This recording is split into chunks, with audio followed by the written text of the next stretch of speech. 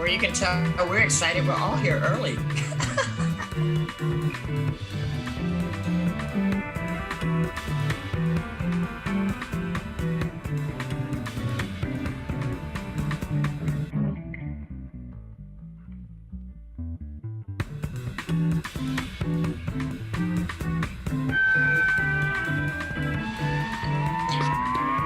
All right, good afternoon, everybody. This is the Thursday, April 28th, 2022 Recording in progress. Afternoon session of the Portland City Council. Keelan, please call the roll. Good afternoon. Ryan. Here. Hardesty. Here. Maps. Wheeler. Rubio. Here. Under Portland City Code and State Law, the City Council is holding this meeting electronically. All members of the council are attending remotely by video and teleconference. And the city's made several avenues available to the public to listen to the audio broadcast of this meeting. The meeting is available to the public on the city's YouTube channel, eGovPDX, www.portlandoregon.gov/video. And channel 30, the public may provide written testimony to council by emailing the council clerk at cctestimony@portlandoregon.gov. One can always email our council clerk at councilclerk@portlandoregon.gov with any questions. We'll now hear from legal counsel on the rules of order and decorum. Good afternoon. To participate in council meetings, you may sign up in advance with the council clerk's office for communications to briefly speak about any subject. You may also sign up for public testimony on resolutions, reports, or the first readings of ordinances. The published council agenda at www.portland.oregon/council/agenda contains certain information about how and when you may sign up for testimony while the City Council is holding electronic meetings. Your testimony should address the matter being considered at the time. When testifying, please state your name for the record. Your address is not necessary. Please disclose if you are a lobbyist. If you are representing an organization, please identify it. The presiding officer determines the length of testimony. Individuals generally have 3 minutes to testify unless otherwise stated. When your time is up, the presiding officer will ask you to conclude. Disruptive conduct such as shouting, refusing to conclude your testimony when your time is up, or interrupting others' testimony or council deliberations will not be allowed. If there are disruptions, a warning will be given that further disruption may result in the person being placed on hold or ejected from the remainder of the electronic meeting. Please be aware that all council meetings are recorded. Awesome. Thank you very much. First up is item number 339, an emergency ordinance. Authorize intergovernmental agreement for jurisdictional transfer of portions of 82nd Avenue with Oregon Department of Transportation, accept $80 million in American Rescue Plan Act funding for improvements, and appropriate $615,000 in FY 2021-22. Thank you. Commissioner Hardesty. Thank you, Mayor. Thank you, colleagues. Today is an exciting and a historic day in the city of Portland, especially in my neighborhood of East Portland. Many people thought that we would never see the 82nd Avenue was transferred to local control along with substantial state investments. But here we are. As an East Portland resident, I can tell you what we experience on 82nd Avenue right now. 82nd Avenue is one of the most dangerous high crash corridors in Portland. You sometimes must walk hundreds of feet to get to a marked crosswalk. The lighting is inadequate to see at night. The infrastructure is outdated. Excessive speeding from traffic is a common occurrence. This makes people vulnerable, whether they are biking, walking, or taking public transit. What we are solidifying today is an agreement with the state to transfer jurisdiction of 82nd Avenue from Odot to Pibac, along with $185 million investment. I'd like to thank the Odot leadership who'd worked with us to make this possible. Chris Strickler, Cooper Brown, Ryan Winshire-Meyer, who are all here with us today. Getting this done, however, took decades of community organizing and the right people coming together at the right time. More than anything, this is a victory for the communities living around 82nd Avenue, the geographic center of the city of Portland.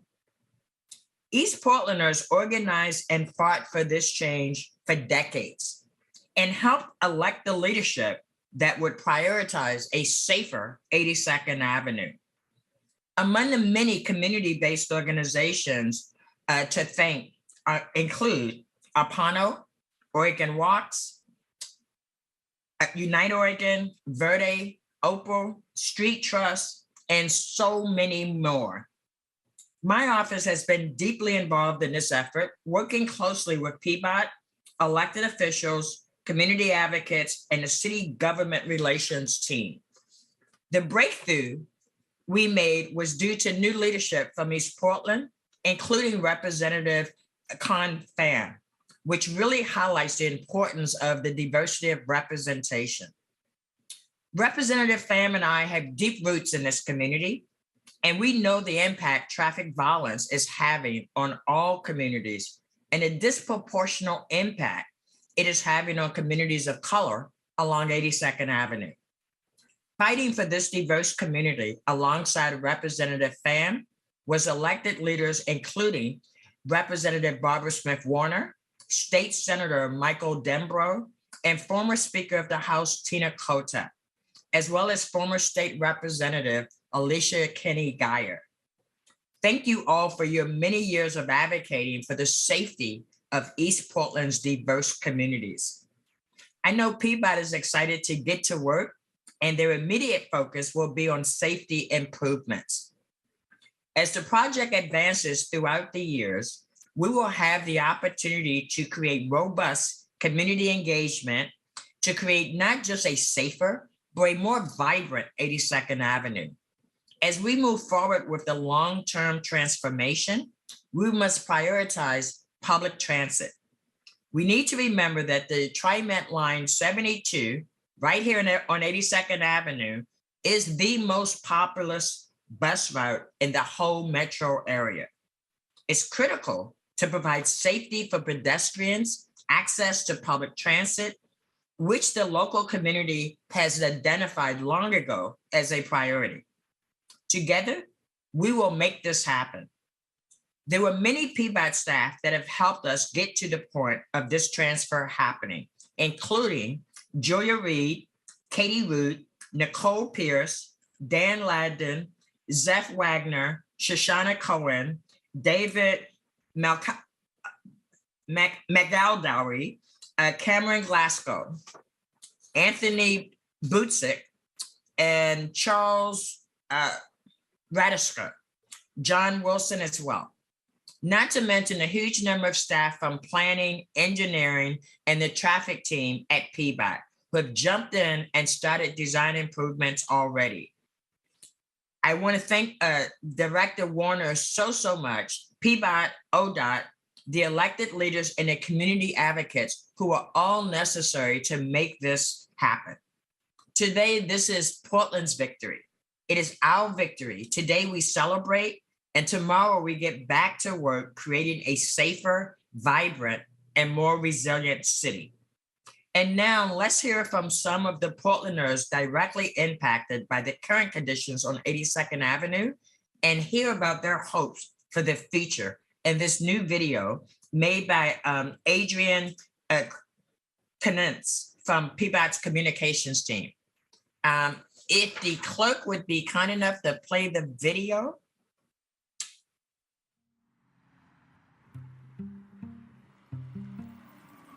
My overall experience on like 82nd Avenue, you kind of have to be on edge a little bit. You want to make sure you're fully aware of your surroundings. The crosswalks are busiest when school starts, when lunch starts, when lunch ends, when school ends. I mean, I know people who live less than a block away, and it's still not safe.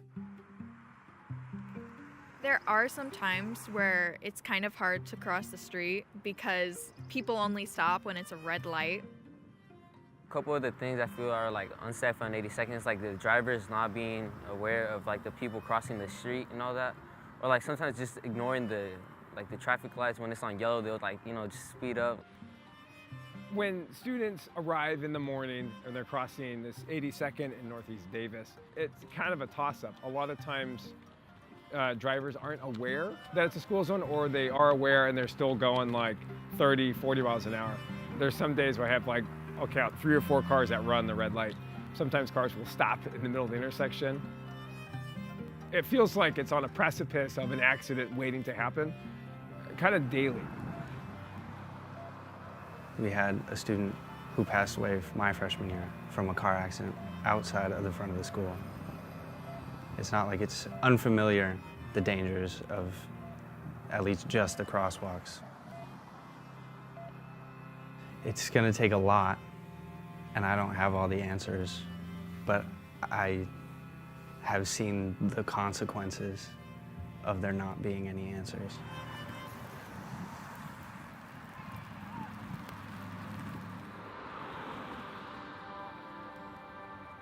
What I would like the city to do for 82nd is to make it safer and more equitable, having more of the islands, and to recognize that it is heavily used as a byway for 205, and drivers drive nearly as fast as they do on 82nd as they would on 205. Take the streets back and make them safer with community input, not just imposing stuff, but asking the neighbors and the community around, like, hey, what do you want for this street? I hope that in the future 82nd Avenue would be easier to cross and to be safer with walking or biking or running. I think it's important for Portland to invest on 82nd because it's a part of the community. You know, it's a busy street. There's like schools and businesses and all that, so it's important to know it's like safe. My little brother is going here next year. He's going to be a freshman, and I just hope that it's safer for him than it is for us.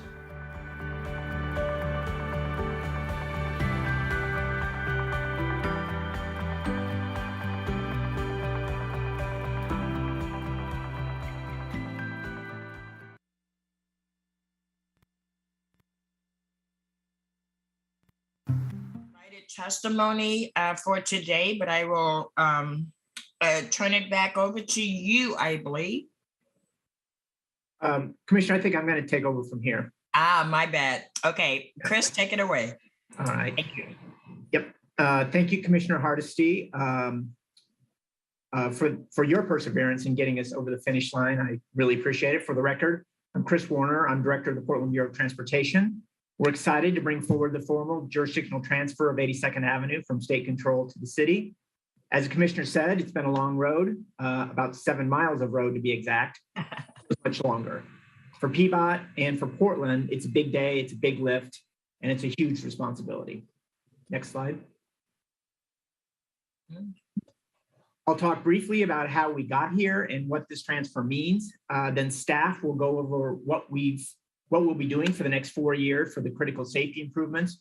We'll also talk about the future and building a better 82nd Avenue and how to manifest that vision over the next 8 years. Finally, we'll hear from our invited speakers and the community. Next slide. We're here for many reasons. First, this major road is one of the city's most important streets, the geographic heart of Portland, linking some of our most diverse neighborhoods and business districts. Tens of thousands rely on 82nd to get to school or work every day, to visit libraries, parks, shops, restaurants. It connects East Portland north to south. It's a vital link for the life of many Portlanders.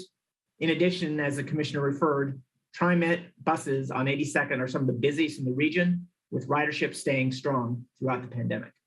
Next slide.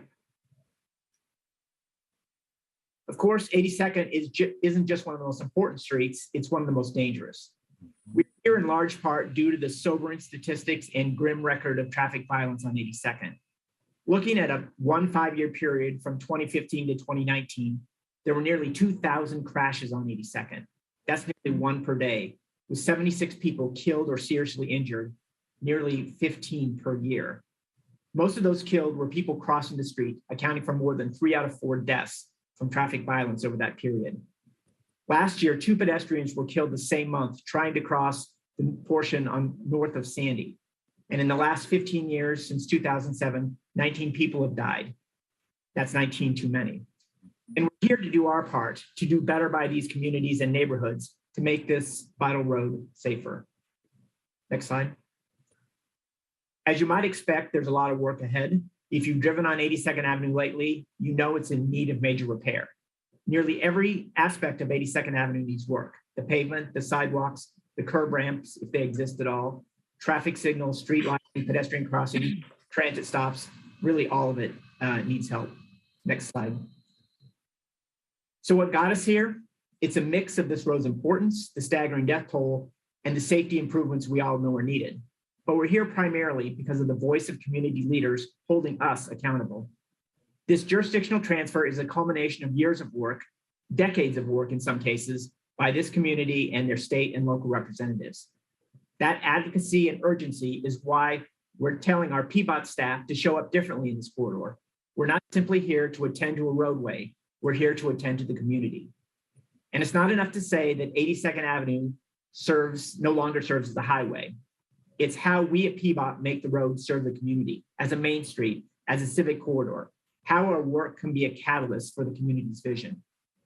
Next slide. And we look forward to this work, not because it will be easy, but because it is for the public we serve. This is a glimpse of just some of the community partners and stakeholders, some of them you'll hear from today, whose urgency and advocacy got us here. This project represents an opportunity for the city, Pibac, and our partners at BES, BPS, Housing, and Prosper. We're also working in partnership with community members and established community organizations. Meeting the vision of an equitable civic corridor will require the entire community's efforts. And we will need the other partners, as well as philanthropic and others, to pitch in as well. Pibac staff is committed to partner with community on creating the civic corridor, but Pibac can't do it alone. We can set the table with the transportation improvements, but it will take all of us, city bureaus, other governments, community members, to make this vision a reality. Investments in housing, economic development, community building, and small business support will create the 82nd Avenue that Portlanders deserve. As joyous as this day is, the work ahead remains a daunting task. But because of the investment and commitment you'll be voting on today, the road that the students imagined in the video that you saw at the beginning can become a reality. But to get there, we all need to work together. Next slide. So today's council action has two pieces. The first is to direct the Transportation Commissioner to sign the IGA for the jurisdictional transfer agreement, which will be in effect starting June 1st of this year. The second item is to accept the $80 million in American Rescue Plan dollars that we got from the legislature for the first tranche of funding. Now, that will conclude my portion of today's festivities. I will now turn it over the presentation to Pibac's Planning Division Manager, Kristen Hull. But before I do that, I want to say a couple of things about Kristen.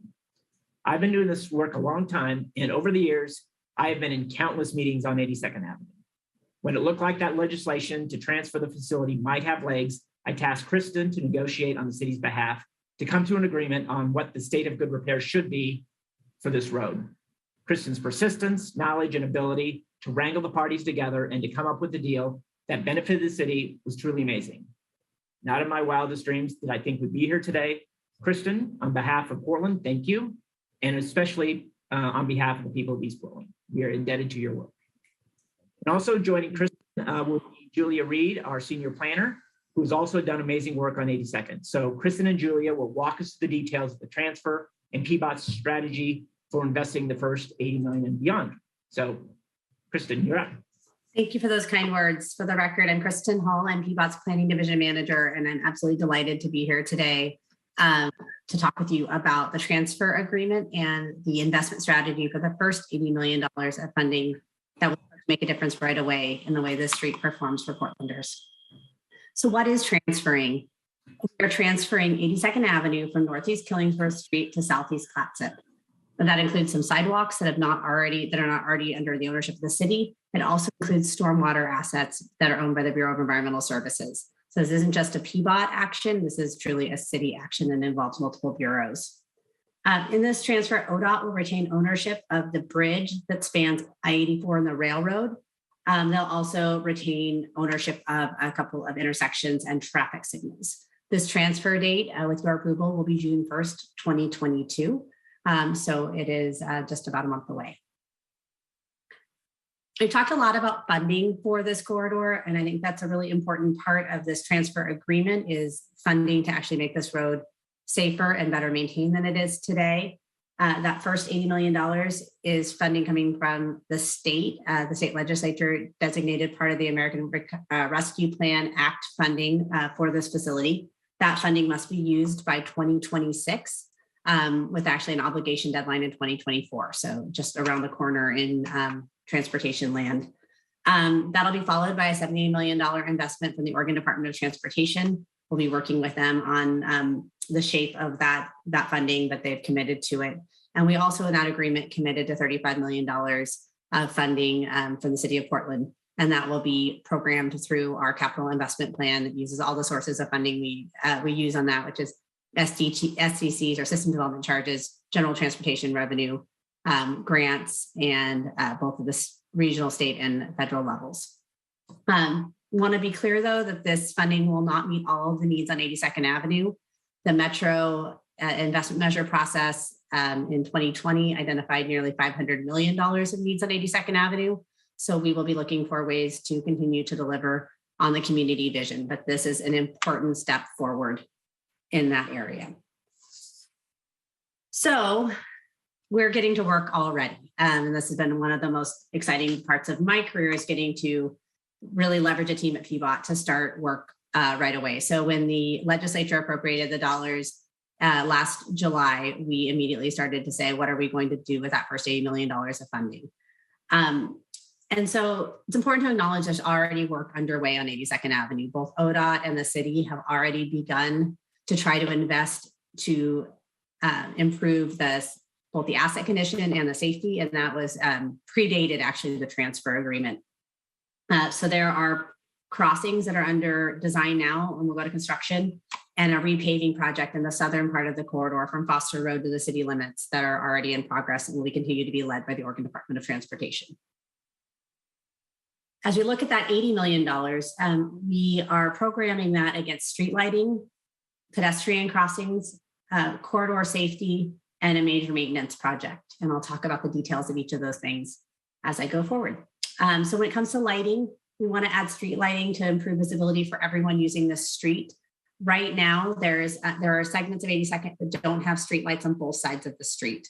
And so with this initial investment of funding that'll happen in 2022 and 2023, we will complete that lighting network and have a complete network of streetlights on both sides of 82nd Avenue. And this is a critical safety improvement. We are also investing in new crossings on 82nd Avenue. And we've stopped trying to describe exactly which crossings are being made with which funding. But by the end of 2026, there'll be 18 new pedestrian crossings on 82nd Avenue. And when we talk about pedestrian crossings, we're thinking about signals or rapid flash beacons. So something that really truly makes the street safe to cross. We will begin, some of those projects will be built this summer, those that are already in progress, and then continuing to build more of those in 2023 and 2024, and picking up the final crossings along with a major paving project in 2025 and 2026. But really, if you look at this map and the teal dots on this map, you can imagine what a difference this will make for people using the corridor to have a safe place to cross. This is particularly important for people accessing businesses in this corridor and people accessing transit stops. We will also be looking at corridor safety improvements. So how can we use signal timing to reduce speeding on this corridor? How can we improve visibility by updating signs, roadway stripings, and signal heads? A big deal in this corridor is actually adding high visibility crosswalk markings, which are something Pibac does and something that the Oregon Department of Transportation has not done in this corridor. So that's a big difference. And we'll be able to implement those changes relatively quickly in the next 2 years. The pavement condition is also a real issue on 82nd Avenue, particularly as it becomes a city roadway. And so we'll be complementing the paving already happening with 2 more miles of repaving funded by the Rescue Act funds. So Division to Foster and Siskiyou to Schuyler. And we'll be upgrading the curb ramps with those paving projects. And we, as a note, have committed to upgrading all the curb ramps to meet ADA by the end of 2030. We'll also be rebuilding signals, that will include accessibility upgrades and safety enhancements, and generally making the signals to a state of good repair and something that we can maintain over time as a bureau. So when we get to 2026, this roadway will look significantly different. We'll still have a lot of need, but it will look different than it does today. And with that, I want to hand it over to Julia Reed, who has not been with Pibac very long, but is already making a huge impact in managing this program as part of my team. So Julia, let's talk about what comes next. Thank you. And thank you, Kristen. For the record, my name is Julia Reed. I'm a senior transportation planner with Pibac. Next slide, please. Great. So the critical fixes work that Kristen described will be constructed by 2026. And at the same time that we're acting on these near-term needs, we also want to look to the future. So we're engaging in a community conversation on future investments to confirm priorities. As part of the future investment planning, we'll have a significant amount of community engagement to confirm the community-supported vision for 82nd Avenue. This will include online and in-person forums, focus groups, and surveys, but importantly, coordination with community-based organizations is at the core of our engagement approach to ensure that we're centering community needs in the decision-making process. Oregon Walks has received its own, back one, please. Oregon Walks has received its own allocation of funding for the state to lead an effort called Reimagine 82nd Avenue, which focuses on convening community conversations, and we're partnering with them on that. And once we know what the programming and prioritization of the future investment work will be, we'll start designing and constructing those projects in 2026 with the goal of completing them by 2028 or 2030, depending on the scale and type of investments we're talking about. Next slide, please. Thank you. So in addition to confirming the community vision, other key outcomes include having an implementation-ready project list starting in 2026. And part of this work may also include creating a competitive application for federal transit funding. As others have mentioned, the Line 72 is the highest ridership bus in the region, and it's poised for a transit investment. So we'll continue to work with community, with Metro, with TriMet to determine what type of transit investment could best serve the community, and whether that's improvements to the existing bus line or whether that's Rose Lane treatments or other ideas to improve transit speed and reliability is something that we'll determine together with community. Next slide, please. And we also want to make sure that we're recognizing the needs in this area that are beyond transportation infrastructure. That means supporting communities and the community in efforts to increase the supply of affordable housing in the area, building upon workforce training programs, and focusing on local hiring and disadvantaged business contracting, as well as supporting small businesses with technical support. So we're working with our partners at Prosper, at Portland Housing Bureau to secure additional federal resources. And if those requests are funded, it will increase our ability to support community in these ways.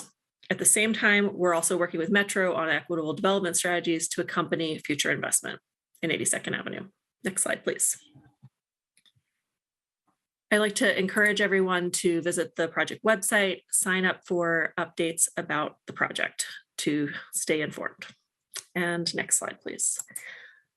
At this time, I'd like to transition back to Commissioner Hardesty for the invited testimony. Excellent. Thank you all. What an excellent presentation.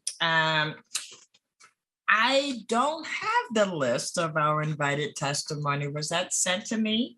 I can, if it's okay, Commissioner, I can help you with that. I think what we do is go with the three legislators, and I think they've talked amongst themselves on who should go first, and then we can have Ryan from Odot, and then we have Duncan and Ashton, I believe.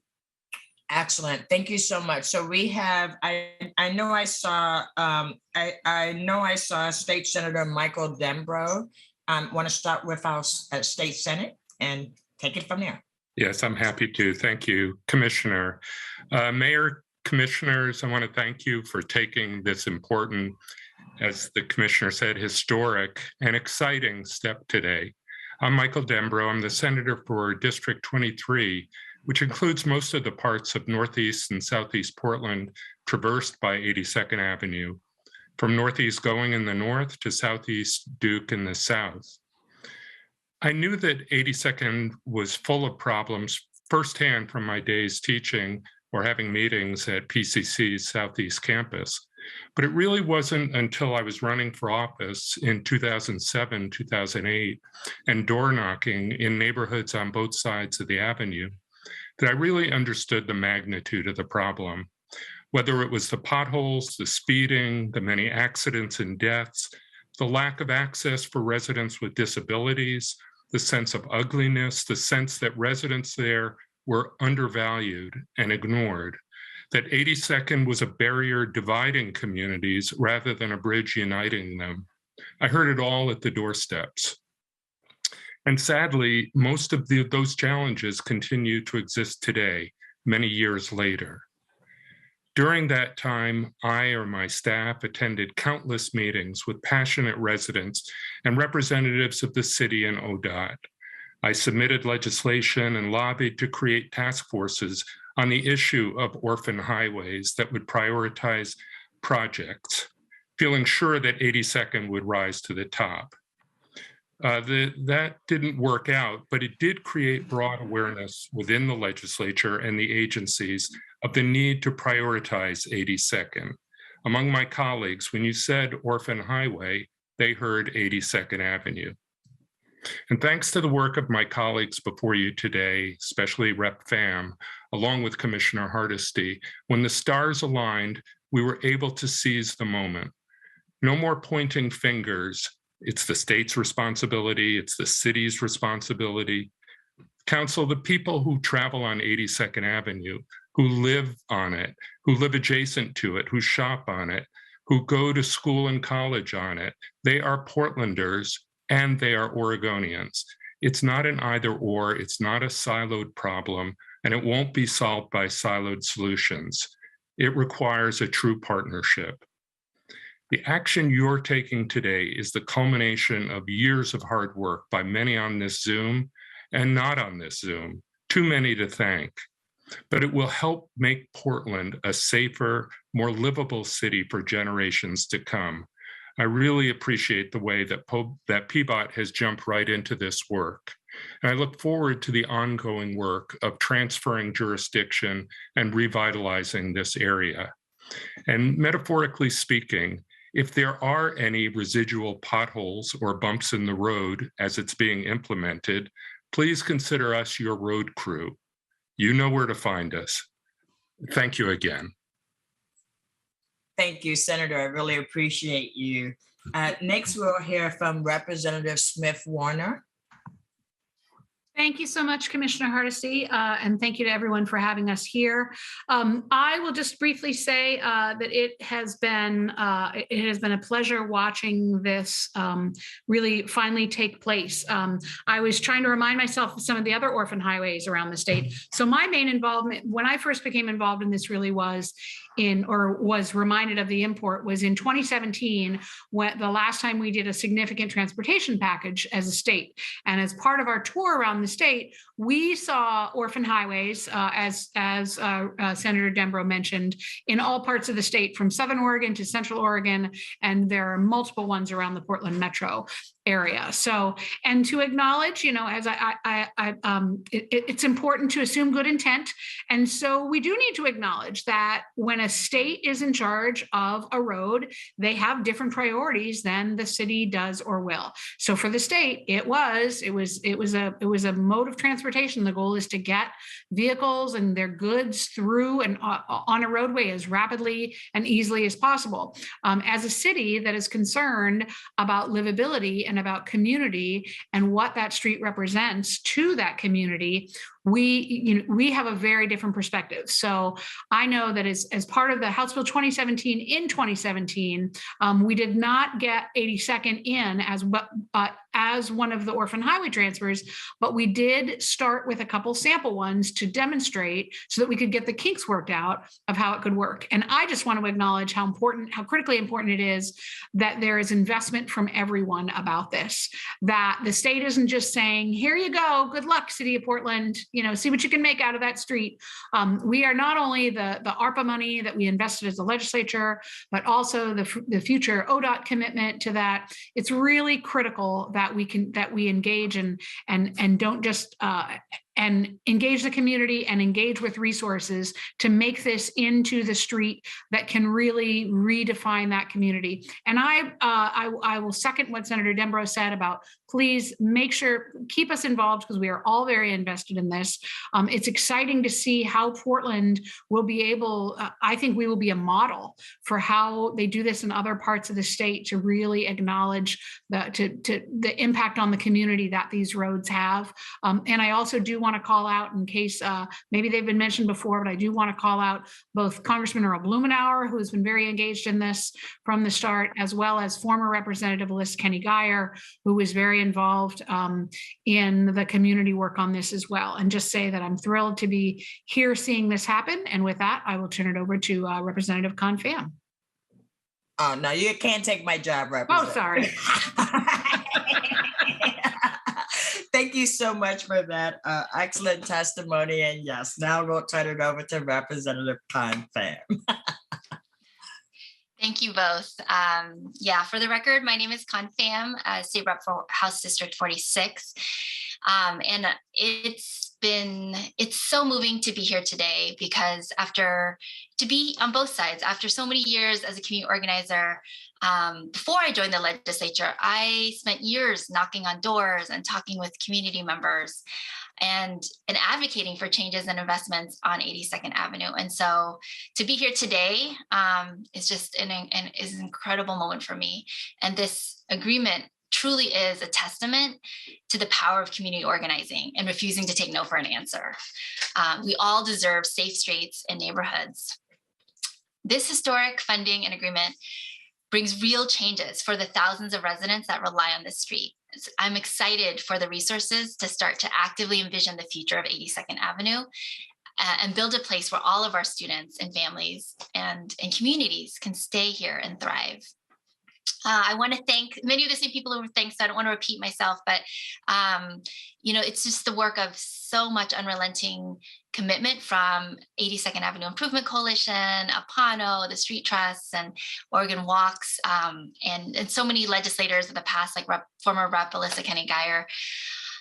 82nd Avenue has been such a dividing line for so many years, both in terms of race as well as class and health impacts. And as we know, it's one of the most racially diverse areas of our state, with countless stores, immigrant-owned small businesses, schools, restaurants. And it's been really dangerous for so many people just merely walking across the street or biking across the street, particularly our youth and elders and people with disabilities, as well as immigrants. As was mentioned, between 2007 and 2018, we had 16 traffic-related deaths occur on 82nd Avenue, and 2 deaths occurred within 2 weeks of each other during my first session in 2021. 82nd Avenue is just one of the many deadly roads in our city, which are disproportionately harming low-income and BIPOC communities. We need to make sure that we get the same level of investment and safety and opportunity to other deadly corridors in our city, including Powell Boulevard or State Highway 26, which just saw 2 pedestrian fatalities in the space of a month recently. These deaths will continue in the years to come unless we change something about it. These are people with families and friends, and these deaths impact entire communities. So I'm here to celebrate this historic transfer today, but it's also a sobering day as I think about what's at stake. This is a life or death issue for our communities, and folks are being terribly injured and dying on our streets. I hope that the memory of these individuals and their families will ground us and fill us with determination. And I look forward to partnering with the City of Portland as we continue this important work to make our streets safe for all of Portland's communities. Thank you. And thank you so much, Representative Pham. We're going to now hear from Ryan Winsheimer with Oregon Department of Transportation. Thank you so much for being here with us today. Thank you. Good afternoon, Mayor Wheeler and City Commissioners. My name is Ryan Winsheimer. I'm the Odot Region 1 Manager.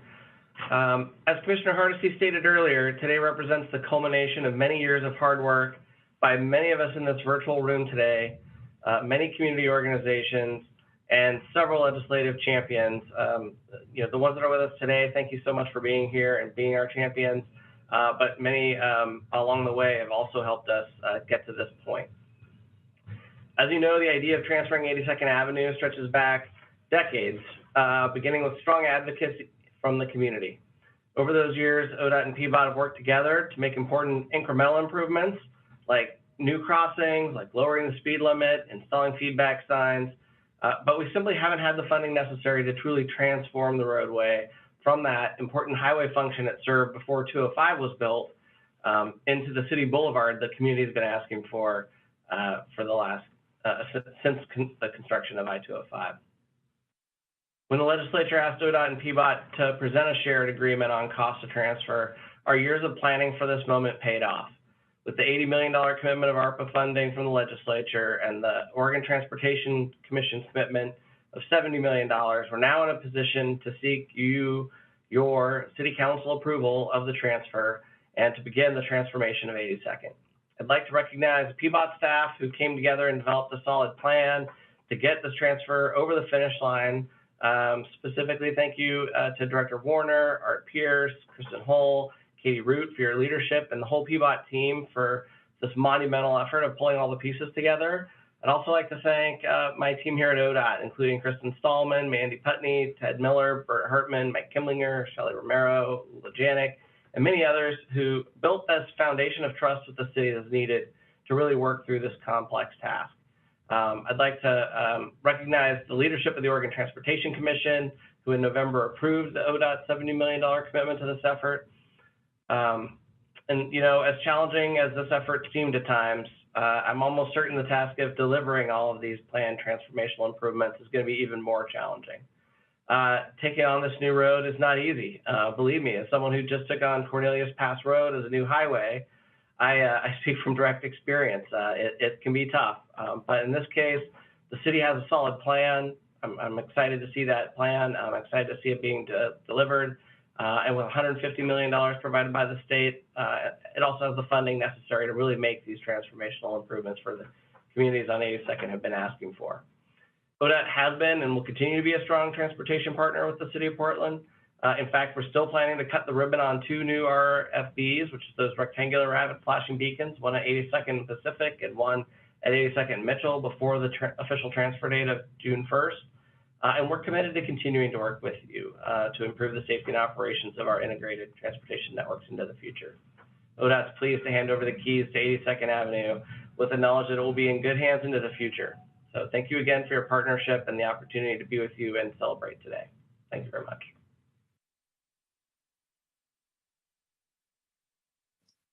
Thank you so much. This partnership is going to be a good long-term partnership. I can feel it. Next, we're going to hear from Metro Councilor Duncan Wong. Duncan. Hi, good afternoon. Thank you, Commissioner Hardesty, and good afternoon, Mayor Wheeler and members of City Council. My name is Duncan Wong, and I'm actually here serving in my role as Associate Director of Apano today. We are headquartered along 82nd Avenue, and we also serve as the convener for the J District in Prosper Portland's Neighborhood Prosperity Network. I'm also proud to say I am a resident of 82nd Avenue, and I work along 82nd Avenue, and I actually live at 82nd and Pacific, and I've been watching that beacon being constructed just down the street from me. So thank you for Odot for that investment. Today has been a long time coming and reflects decades of organizing and advocacy from community. When our organization first began working along 82nd Avenue, our stated goals were to improve public health outcomes, to build community power and self-determination, and to prevent involuntary displacement. Our first project here in this neighborhood was a community visioning process that was done in 6 languages. The top community priority that we heard from everybody was transportation safety.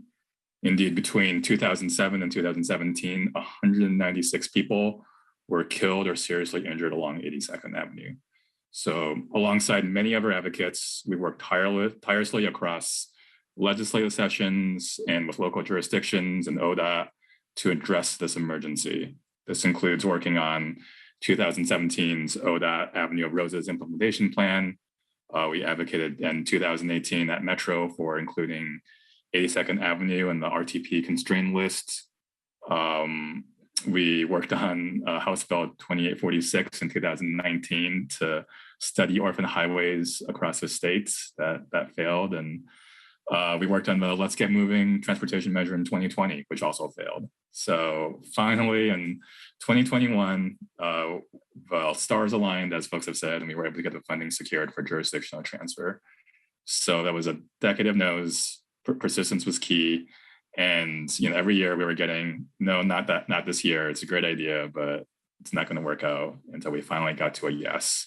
So I want to thank all the leadership, particularly my colleague, Representative Colin Pham, and then Representatives Smith Warner, Senator Dumbro, Congressman Blumenauer, of course, Pibac Commissioner Hardesty, and so many other leaders from the community that made this dream a reality.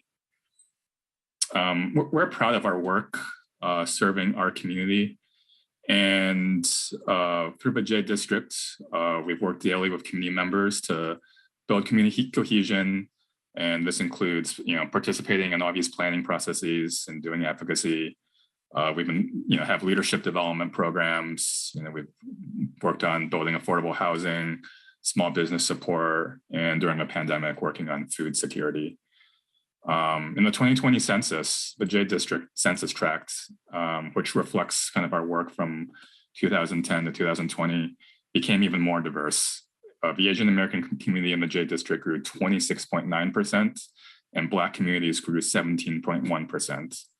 82nd Avenue has become a landing point for new immigrants and folks being displaced from gentrifying neighborhoods. And actually, I also believe this is part of an indicator of success of a neighborhood prosperity initiative, where we're able to serve community needs as kind of demographic change in our community. Today, we're looking towards the future and a new era. These transportation and safety improvements are only the beginning. In the city's leadership, 82nd Avenue can now become the civic corridor, the Avenue of Roses that we all know it can be. And at Apano, we're also excited that Metro is continuing to support the work of transit planning with an eye towards high capacity transit. We're grateful for all the work of Pibac, Odot, and Metro to get these investments off the ground. So today we have an opportunity to get transit planning done right and really live up to our anti-displacement goals. Just as our communities are moving to 82nd Avenue, setting up businesses and putting down roots, anti-displacement is critical. So I look forward to working with city leadership and our bureau leadership in coming up with a strategic plan for the corridor that centers community and make sure that the communities that are moving here and live along this corridor are able to stay and enjoy the benefits. So jurisdictional transfer is a milestone, but today the real work begins, and I look forward to the future. Thank you so much. Thank you, Duncan. And you can rest assured that Pibac and I are absolutely there to make sure this is a community-driven process, no doubt about it. Last but certainly not least, Oregon Walks Director Ashton Simpson. Thank you, Commissioner Hardesty. Good afternoon, Mayor and City Council. Thank you for the opportunity to come and provide this supportive testimony for the jurisdictional transfer of 82nd Avenue. What a momentous day in Portland's history. I mean, it's like pop your champagne because this is it, right? We are now taking over a road that has been a dividing border of our city and also is one of the biggest problem roads within the city for a long time. There's now a $185 million investment along with the jurisdictional transfer happening for this community.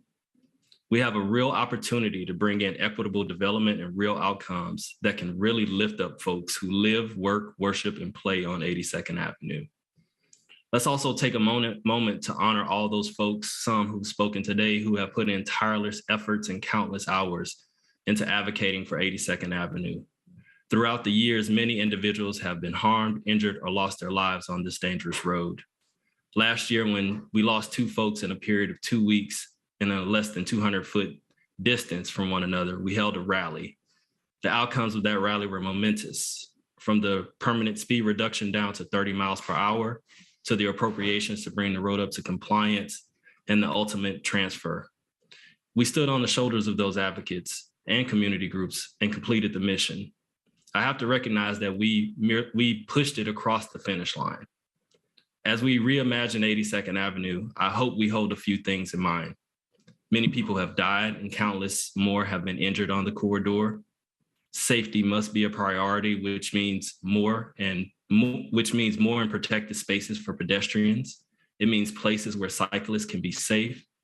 It means space for people with mobility challenges can do more than just get around, but actually enjoy and feel welcomed.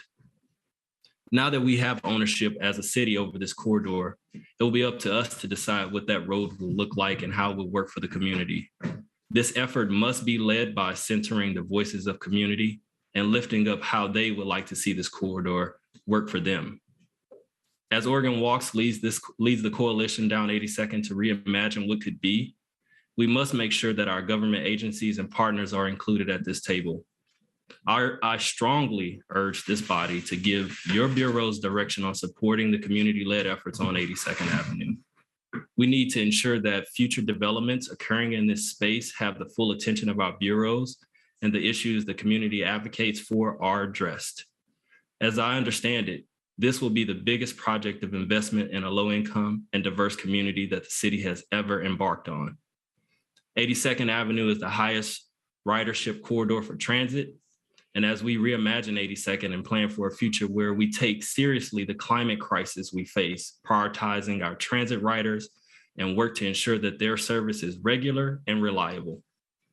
We must invest heavily in trees in order to provide clean air and reduce the heat impacts from the heat island and dome effects. Inclusive safety measures that translate to more protected spaces for pedestrians, cyclists, and people living with a disability. The opportunity to reimagine 82nd will undoubtedly draw the interest and pressure from developers whose vision is not always rooted in the community.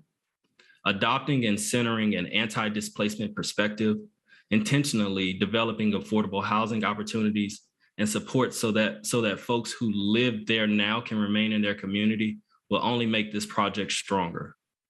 We must get this right to set the example of how the city of Portland can and will continue to develop equitably, moving eastward into communities that we know must be uplifted.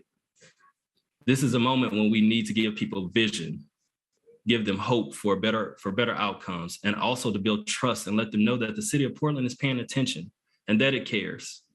I urge you, Council, to not only support this transfer, but also support the community in its efforts to make 82nd Avenue a vibrant, safe, affordable home to current and future residents. Thank you.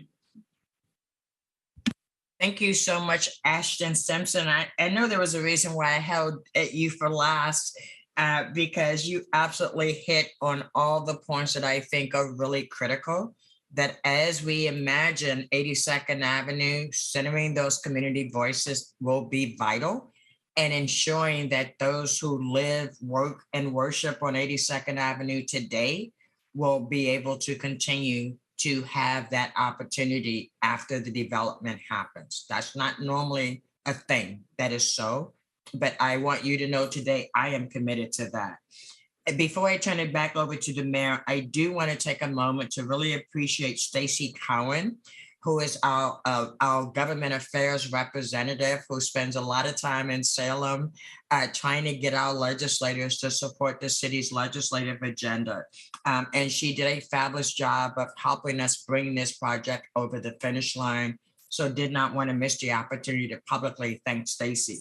I also want to acknowledge Earl Blumenauer, U.S. Representative Earl Blumenauer, who has been a champion for a long, long time on us getting the resources necessary to make these improvements on 82nd Avenue. And on that note, Mayor, I believe we have covered all our invited testimony, and I will turn the podium back over to you. All right, very good. Thank you, Commissioner. Thank you, everybody, for your invited testimony and the presentation. I will look to Megan. Megan, do we have any public testimony? We have 3 individuals on the call. Excellent. 3 minutes each, please. Name for the record. First, we have Heidi Schultz. Good afternoon, Heidi.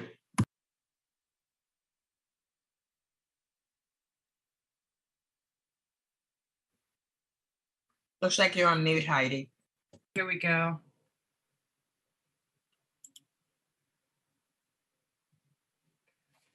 Hello, Mayor Wheeler and City Council. My name is Heidi Schultz. My husband and I have been residents of Northeast Portland for 30 years. We have a son who is a sophomore at McDaniel High School. After the opening of the beautifully renovated school this past fall, we began driving up and down Northeast 82nd Avenue on a regular basis, taking our son to school. What we witnessed alarmed us. Sex workers 2 blocks north of the school at all hours of the day and night, speeding cars, shootings, drug refuse, and more. We contacted the school principal as well as various city agencies, elected officials, and organizations to see how we could work towards fixing these critical safety issues around McDaniel. We formed a safety committee with the PTSA.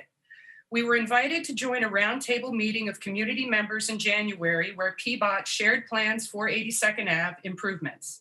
They were very receptive to our feedback regarding our section of 82nd near McDaniel, and we continue to appreciate our communication with Pibac. Although it is understood that road infrastructure improvements take time, we feel there is urgent need for help near our school. This week, there was a lock-in because of a shooting in front of the school at 12:43 p.m., just 30 minutes after hundreds of students were walking along 82nd Avenue, going to restaurants and markets during lunch. Earlier this year, there was a shooting near school during 11 a.m. A few weeks ago, a student was struck by a car while crossing 82nd Avenue in front of the school. In an attempt to calm traffic, we wonder if a 20-mile-per-hour school speed zone could be enacted. Perhaps cameras at an intersection north of the school would be helpful to alleviate speeding, people running red lights, and the drive-by shootings and illicit activities that have been reported. Please let me know who I may contact to begin a relationship with City Council so that we may help facilitate positive changes along 82nd Avenue. Thank you. Thank you.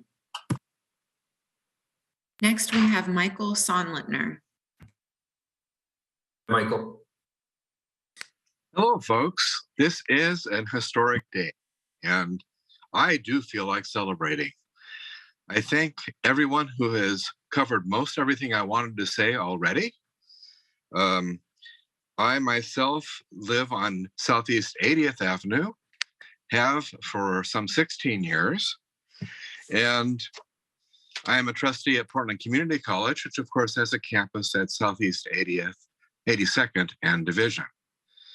One thing that I have not heard yet, beyond general accolades for unnamed people who have for decades have worked for this change, I'd like to make us aware, remind us that it's not just those who push it across the finish line. Specifically, I'd like to call out Nancy Chapin, who for a long time, decades, has been active with the 82nd Avenue Business Association, who had a heavy hand in getting the Rose Parade element on 82nd Avenue off and running for many decades. She had this idea that we really had to, after years, decades of disinvestment, transfer this to the city of Portland. She inspired Brian Wong, now Brian Redaway, to create the 82nd Avenue Improvement Coalition. That was some 10 years ago. I was associated with that as vice chair of the 82nd Avenue Improvement Coalition since 2014. What I can say is those people and the 10 or so core group to the Improvement Coalition should serve as an inspiration as to how we can reach out, educate elected officials, move them to undertake actions in Salem and elsewhere. Countless hours, monthly meetings for a decade, before we really began to have a place practically speaking, with the stars aligning that allowed the finish line to push across. Let us keep these folks in mind, and again, congratulate all, including the more recent and very, very helpful people who have helped this, Confab and many others, Duncan Wong. But let us remember the past, and let us continue to support this in the future. Thank you. Thank you, Michael. Our final testifier is Keel Johnson. Welcome, Keel.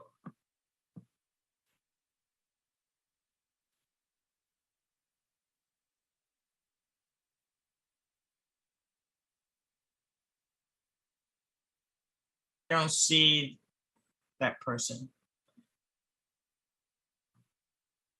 Hello. There you are. Hi, Keel. Thank you. Sorry. Hello, my name is Kyle Johnson, and I am the chair of Bike Loud PDX. Our mission is to help the city achieve its climate and transportation goal of 25% of all trips made by bike. And we would like to offer our congratulations to everyone who has worked on this transfer and financing for repairs on this much needed high crash corridor. We look forward to working with Pibac and other community organizations to make sure that this street is built to the highest possible standards and that it lives up to its potential to create value for those who use it.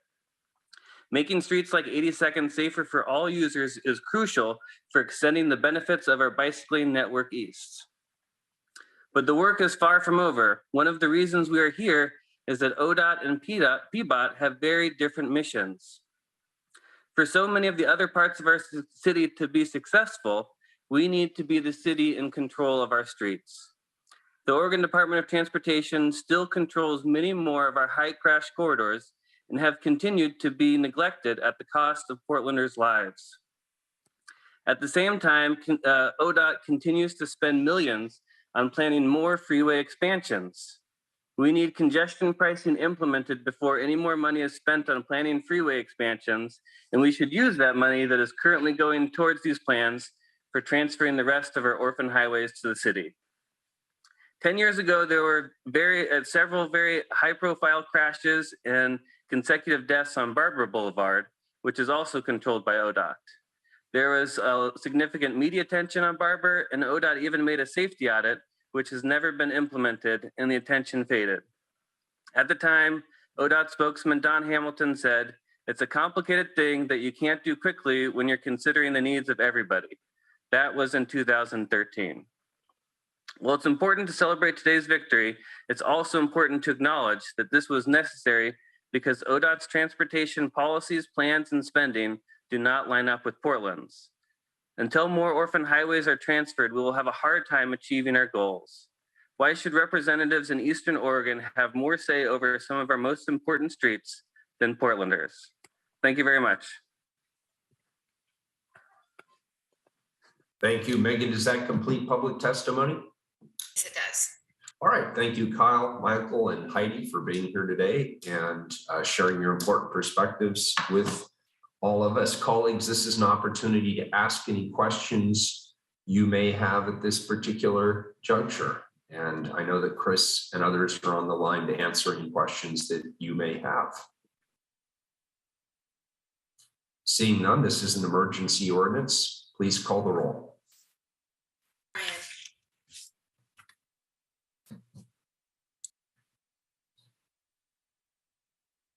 I think I heard my name. Thank you so much, Commissioner Hardesty, Director Warner, the Pibac staff, especially Planning Division Manager Kristen Hull and Julia Reed. It was a great presentation today. And wow, what an esteemed invited list of testimony. We don't always get that on a Thursday afternoon. So it's great to have you all here, Senator Dembro, Representative Smith Warner, Representative Compam, Ryan Winsheimer from ODOT, and then to have Apano's Duncan Wong here and Oregon Walks, Ashton Simpson. Yes, that's you're right. This is a day to pop some champagne. But also I want to also thank the people who live, go to school, the students at McDaniel High School, Vestal Elementary, PCC Southeast Campus, those who play, worship along in near 82nd, vibrant 82nd. And as we make it feel more like the signs, the Avenue of Roses. And as Representative Palm said, it's also those who have lost their lives on 82nd. We hold you in our hearts today as we finally do the right thing. It's a magical 7 miles that we're visioning here. You know, as someone who's lived in Portland nearly all my life, I've also seen that lack of infrastructure and those investments into our outer neighborhoods. So needless to say, this orphan highway ordinance for 82nd is so long overdue, and this focus on the 7 miles is really exciting. I'm really glad that this change will all change today, and that future projects along 82nd Avenue will positively impact community members and address long-standing requests for improvements of 82nd. That transportation improvements increase the likelihood of gentrification. So I want to acknowledge and appreciate the proactive work with Pibac to include anti-displacement strategies for the presentation explaining the importance of this critical partnership between the multiple bureaus and government agencies to ensure that this future infrastructure improvements do not impact long-term Portlanders or small businesses. So that's my way of saying it. I'm grateful that the Housing Bureau has been included in recent conversations. This infusion of $80 million one-time dollars from the American Rescue Plan Act will give this project well on its way. But let's be clear, these are complex local problems and they take complex local solutions. That's why we're on the shoulders of the people doing the community organizing for many years. And we'll always be on the shoulders of that work. For years, 82nd has been an area of the city in the state, and the state has always had the authority. And like it's been said many times before, it's kind of surprising that this hasn't happened earlier. It's such a big deal that we're officially moving the authority, the accountability, and the responsibility of 82nd from the state to the city, because complex local problems do take complex local solutions, and it helps when it's in jurisdiction that's local. The city of Portland is closer to this work, and this is that important system change work. And we hope it's just the beginning of more orphan highway transfers that my colleagues and friends down at Salem will continue to escalate. And let's be clear, they'll be watching how we do this. So let's get it right. I'll be committed to working with Commissioner Hardesty and my other colleagues to ensure a comprehensive collaborative approach as we begin the implementation of upgrades along 82nd Avenue. It's definitely a day to celebrate. I'm very pleased to vote aye. Hardesty. And they said this day would never arrive. I want to start by thanking Pibac Director Chris Warner, the incredible staff at Pibac. I want to thank Ryan Winhomer for being I'm sorry, I always mess up your name. My apologies, Ryan. Winsheimer. I'm getting closer, I know.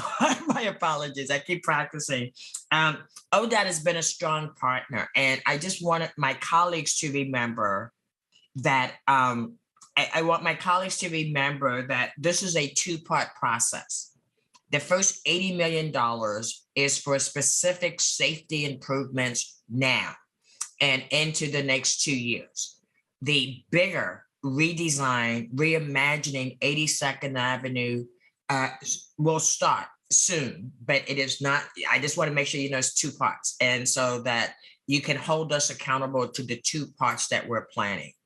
And I, again, want to put on the public record, it is my intent to make sure that the community is really driving what the vision is as we start reimagining 82nd Avenue. We should be a model for how we ensure that the people who are there today will benefit from these transit improvements tomorrow. We don't have a model. We will be building that model because we have not done it yet as a city, as a state, as a country. We'll be building that model. But that's the vision, and that's my commitment to community-based organizations who'll be working with us to make that happen. I also want to say that we were intentional about how this property was transferred. It had to be transferred with resources to bring it up to a standard. We can't just take on orphan highways without the resources to actually improve them. And so it was an important partnership to ensure the legislature provided the resources for us to be able to start that process. I am proud of this partnership. I'm proud of the community partners, the legislative leadership. And as everybody said, it didn't start this year. This has been a long, long couple of decade effort by a lot of really smart people. but I am proud to be part of the group that brought it to the finish line. And I think we can all be proud of where we are today and where we're moving to tomorrow. So I'm very happy to vote aye. Hey, Mayor Wheeler, it looks like there may have been an amendment that we needed to put forward for an Exhibit A, a proposed substitute Exhibit A on this item. Commissioner Hardesty? Mayor, I was unaware that there was an amended A. Director Warner, do you know anything about an amendment? I don't know anything about the amendment. Kristen, do you know? I also don't know. I'm wondering if I'm assuming it's not us. Amended has an amended version of the IGA. Where is this coming from? No, nobody's told me anything about this. I see the city attorney wants to be recognized. Go for it. Sure. I'm noticing in the filings that the originally filed Exhibit A looks like a draft of the jurisdictional transfer agreement. And there was a proposed Amendment A filed, which is the actual jurisdictional transfer agreement. So I believe that that should be motioned to adopt that amended version. All right, better late than never, I suppose. However, I'm already into the roll call on the original. So I guess I'll need your good legal advice here, because this is a unique situation. I don't believe in my 5+ years of serving as the presiding officer we've ever had an amendment offered in the midst of the final vote. Sure, let's go ahead and just recall the vote. Do I need a majority of the council to agree to suspend the vote?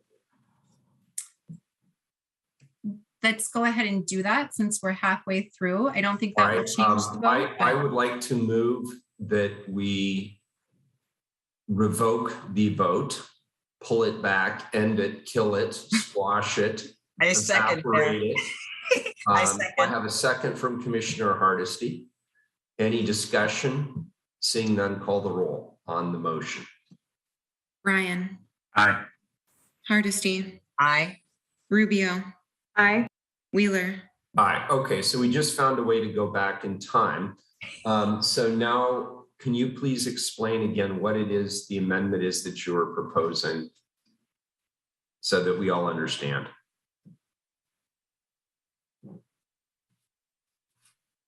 So city attorney,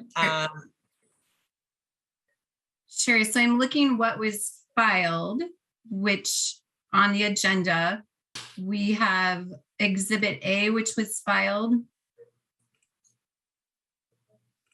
Are you suggesting that what's in the document is a rough draft and you need a finalized version?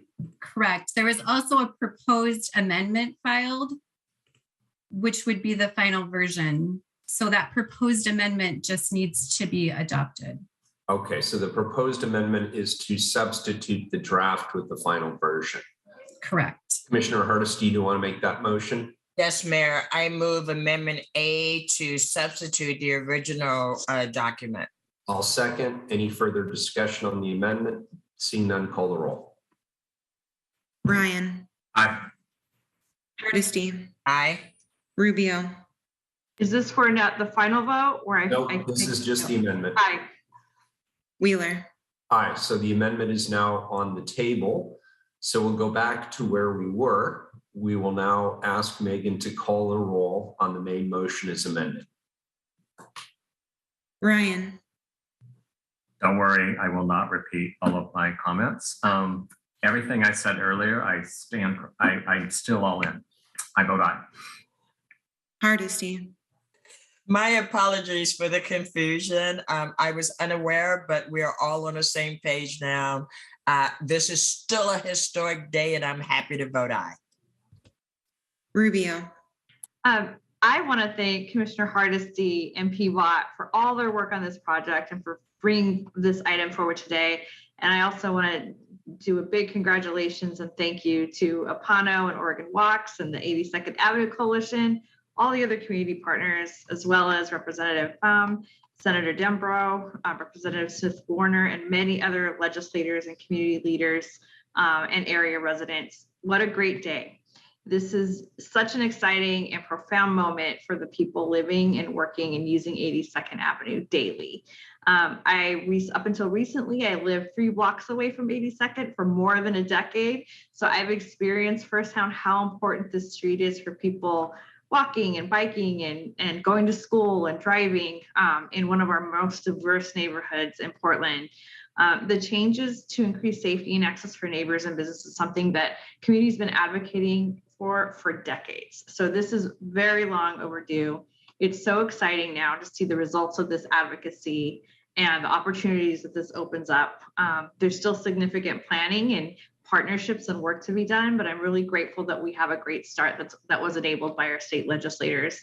Also very thrilled about the community-centered approach of this entire project from start to finish. And these kinds of partnerships will enable, robust discussions with businesses and residents and community to help shape the vision for this boulevard and make it also safe in honor of those that have lost their lives to the traffic fatalities.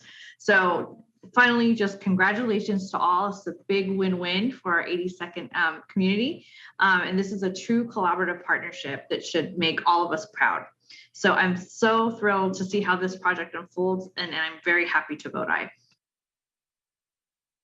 Wheeler. Well, thank you all. I appreciated the presentation today. It's a good, uplifting opportunity for all of us. And I want to thank the good people at Pibac. I want to thank Odot. I want to thank our state legislators. I want to thank Commissioner Hardesty for shepherding this on behalf of the City Council. All of these community organizations and individuals who've been involved in this process over so many years. I'm reluctant to call this a finish line. This is a waypoint. It sort of reminds me of the old joke in mountaineering. You work very, very hard to get to the summit of a particular mountain, and you get there and there's always somebody who says, "We did it, we're halfway," which is true. And my experience with road transfers, particularly from the state to the city, suggests to me that the hard work is still ahead of us. It's actually realizing the vision that so many people have worked so hard on. This waypoint is historic because it is the necessary waypoint. It's the threshold we must cross, transferring the ownership of 82nd Avenue to be able to do the work that we want to do. Now we have to do the work. And I want to particularly thank our state legislators who are on the line today for their advocacy in making sure that we got ARPA dollars that could be used towards tangible changes that we want to make on 82nd Avenue. But as we heard through Director Warner's testimony, this is not a short-term project. This is a long-term project. This will continue to unfold over the course of many, many years. And as we heard from our great testimony, I think Heidi in particular put her finger on it, that there are urgent needs today. And there will be high expectations from the public as they hear about this transfer, expectations that will be transferred from the state to the city in terms of outcomes around safety, around viability, livability, infrastructure. That's all on us now, colleagues. And so be prepared for that reality as we celebrate this important and historic waypoint. I'm very happy to vote aye. The ordinance is adopted as amended. Thank you all. So we have another item today, but it's a time certain. We cannot take it up until 3:30 p.m. So why don't we take a short recess here until 3:30 p.m. Thank you all. And thank you, everybody, for coming. Really appreciate you being here today. Thank you.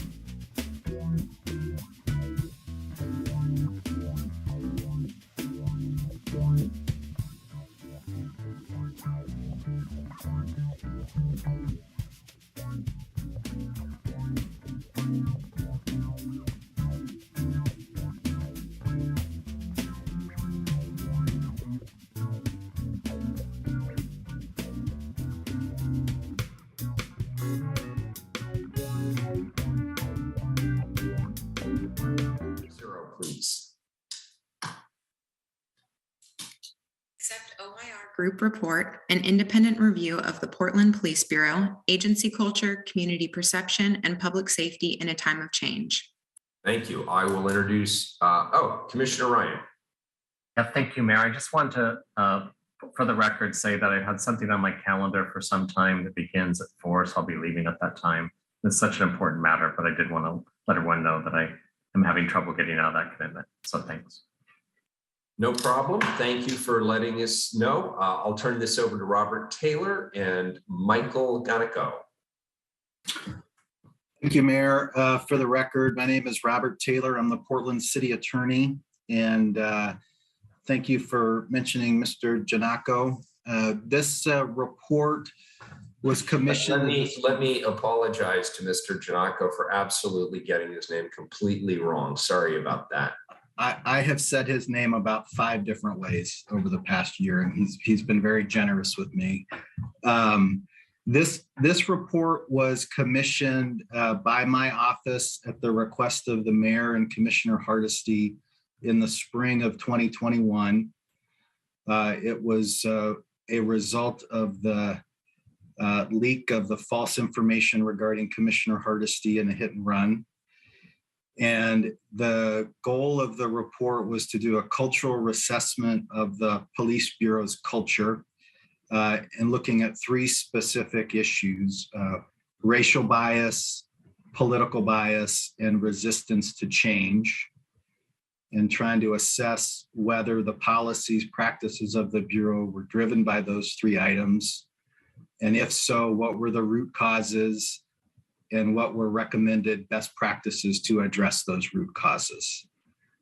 The report was released in January of this year, and we posted it publicly on our website at that time. And right now we are bringing this to council for council to consider accepting the report. And Mr. Giannacco and his team are here to present. And I believe they have a PowerPoint presentation that they'll also use. Robert, could I ask you what may seem like a small point, but it's something that I've been discussing with some of my colleagues. Are we voting to accept the report, or are we merely receiving the report? It's the vote to accept the report, but what that means is you are receiving it.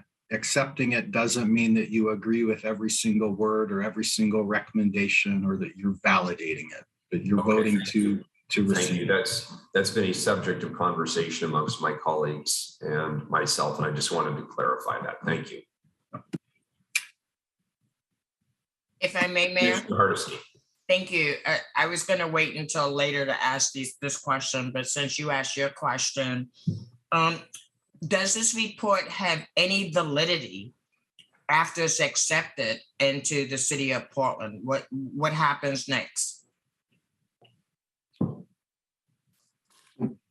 If it's accepted by the city council, then it will be up to the council and the bureau to decide which recommendations they want to advance, which they agree with, which they do not agree with. And it's council can give direction to the bureau can implement them. If council disagrees with particular recommendations, they can give that direction to the bureau as well. I think we'll have that conversation after the presentation. Thank you so much, Robert. Thank you, Commissioner. If there's no other questions at this stage, why don't I introduce Mr. Giannacco and his firm. Mike is a former federal prosecutor, and he's got expertise in the field of police oversight. He's done other work for the city in the past, particularly after officer-involved shootings. And I want to thank Mike for his work for the city in the past and also for his work on this report. For 20 years, ORI Group has worked in a range of jurisdictions throughout several states, and their work has included conducting administrative reviews, monitoring police operations, conducting investigations, and preparing public reports. And it's my pleasure to introduce Mr. Giannacco. And Mike, are you running the PowerPoint presentation, or? I can hardly chew gum and talk at the same time, Robert, but I do have a colleague, Teresa Magula, that has it up and running. If we could have her share her screen. Great, thank you. It's all yours, Mike. And if you would introduce yourself for the record, please, and then if anybody else from your team is going to present, please also have them introduce themselves for the record. Thank you, Mr. Taylor. Mayor, commissioners, it is great to be before you this afternoon. I am really going to present a very high-level overview of our report, focusing on the recommendations, because I think it's the recommendations that are the key to effectuate any change with regard to the issues that were identified through our work. But we'll obviously be available to answer any questions within the report that I do not cover in my initial comments. I do have the rest of my core team with me as well, Julie Rulin, Teresa Magula, and Stephen Connolly, because we all worked on separate parts of the report. While they won't be part of the initial presentation, should there be questions that I know they were more involved in than I was, I will potentially defer questions over to them, but I'll start off the discussion. Can we go to the next slide, please? As I indicated, this is intended to be a very high-level review of our report and the methodology we used. We are going to focus on the key recommendations of our report. There are actually 28 recommendations. We're not going to go over all of them, but the ones we think are the ones that would be the most transforming deserve discussion, and we will be talking about them. And finally, of course, should the mayor or commissioners have any questions, we'd be more than happy to address them during this presentation. Next slide, please. As Mr. Taylor indicated, the three questions that we were asked to consider were critical questions. One, as indicated on these bullet points, I won't read them, but one has to do with whether or not outcomes are driven by racial bias. Another, whether outcomes were by the Bureau are driven by political bias. And finally, whether there is indicia that the Police Bureau is resistant to change sought by the community. And it's interesting, this very week, two different auditing groups released similar reports to the one that we are talking about today. So this is an issue that is not unique to Portland and not unique to looking at policing throughout the country. The state of California auditor released a report yesterday examining 5 different agencies in California and examining whether there is indicia of racial bias in the way in which they do their work. More prominent, the state human relations group in Minnesota released a report yesterday looking at the Minneapolis Police Department, which was the department that hired Derek Chauvin and then fired him, who was prosecuted for the murder that happened in Minneapolis. Both that report also found that there was indicia that there was a racial component to the work in Minneapolis. So it's certainly a topical issue. And as indicated in our report, while we were not in a position to definitively, without question, answer that the Bureau as a Bureau is driven by racial bias or political bias or resistant to change, as we indicated through the facts in our report, there certainly is a litany of events that are uncontroverted that do speak to potential concerns on each of these areas.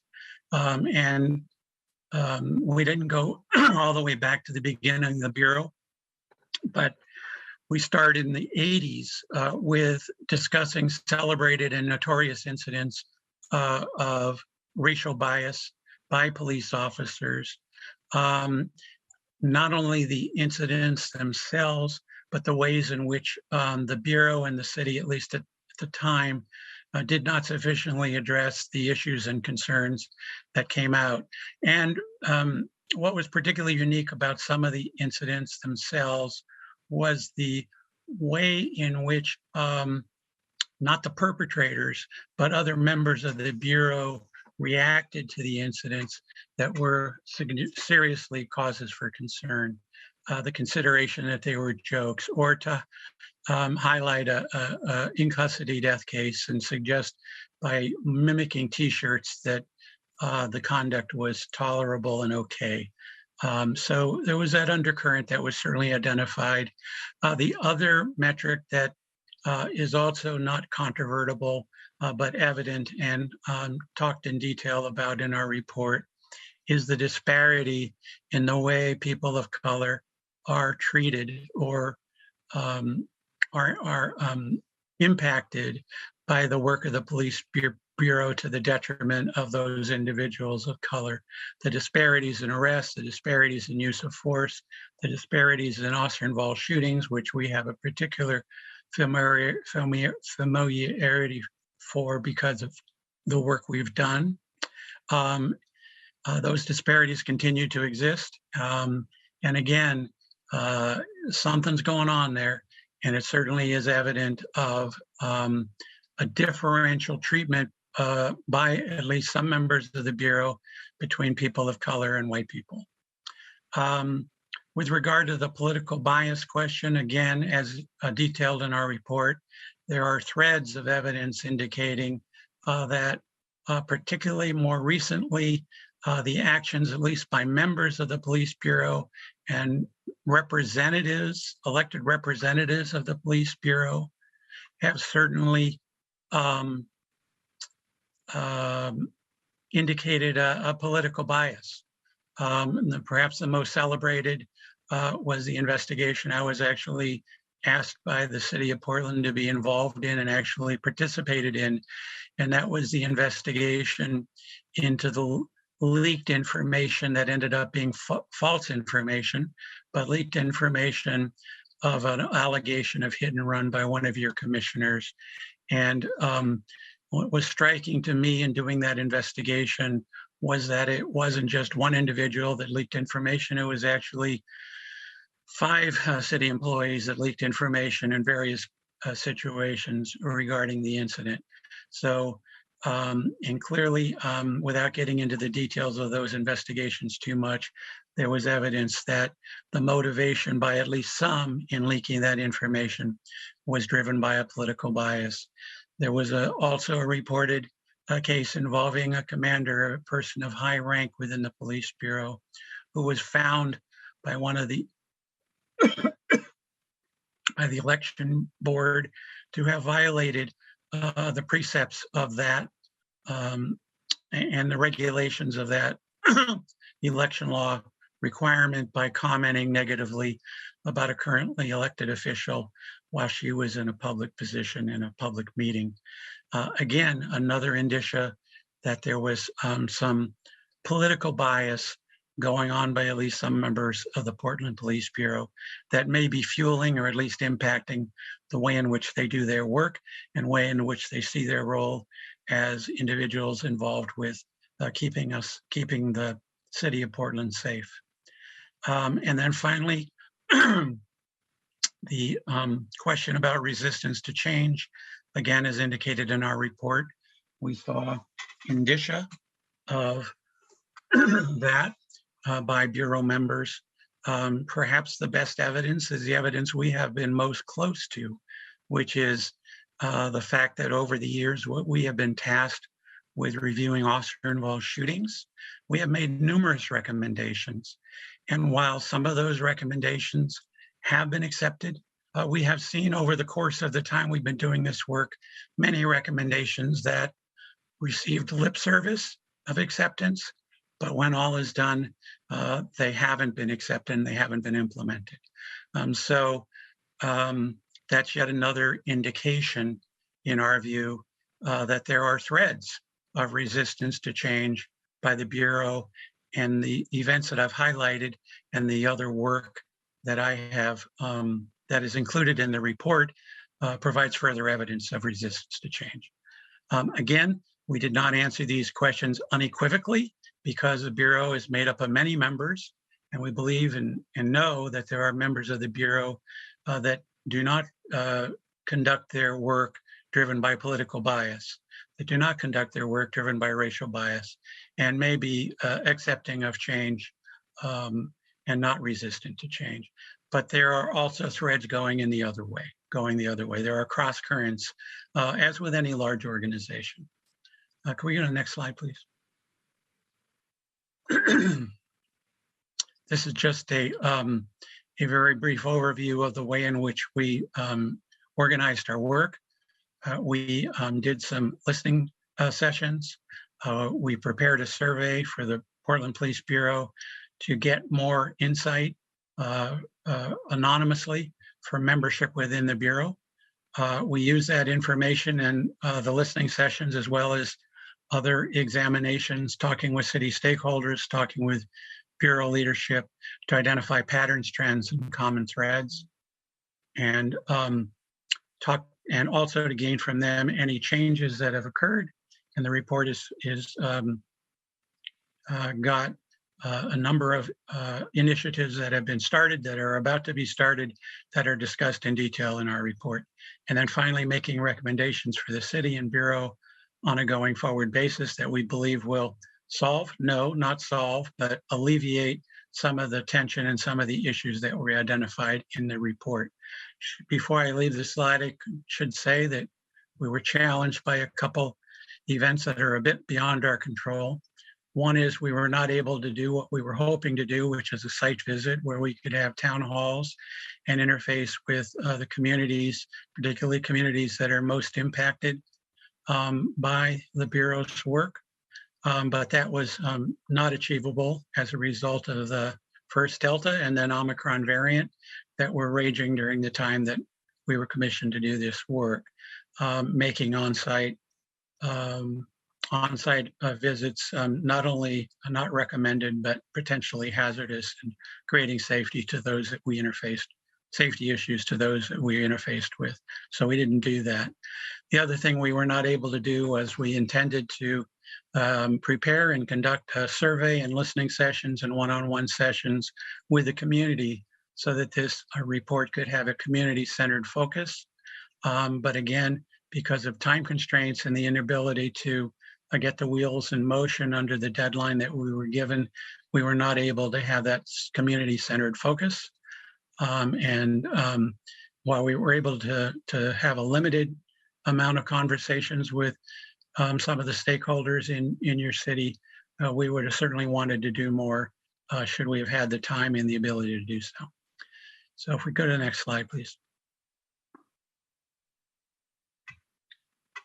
I will now focus on the recommendations as indicated, and these are some of the recommendations that we think were the most prominent and might be the most helpful to certainly try to alleviate some of the issues that were identified in the report itself. One is that we think that the Bureau can and should do more with regard to ferreting out members of the Police Bureau who have associations, particularly articulated associations and actual membership with hate groups. While there has been attempts in the past and currently to hold accountable those who hold views that are an anathema to the core values of the Police Bureau, the core values of the city, we believe that more could and should be done in this area, both with regard to investigations, both with regard to increasing the penalties for those who stray into areas where their viewpoints and articulated viewpoints would cause there to be distrust among your community if in fact those same officers are patrolling the streets of Portland. And those recommendations go everywhere from increasing the disciplinary matrix to ensure that such actions are potentially available and penalized at the highest level, to doing more with regard to the investigative phase for applicants and those who want to become affiliated with the Bureau. Fortunately, as we indicated in the report, the state has made some headway with regard to giving more authority with regard to accessing social network sites of applicants and others that did not exist just as soon as a couple years ago. And the other thing that we have seen, and it's not unique to allegations of racial discrimination or allegations of belonging to a outlying political hate group, is the inability to make discipline stick. And again, this is not solely a City of Portland problem. As you all do know, the state of Oregon requires binding arbitration to be the mechanism for appeal of discipline.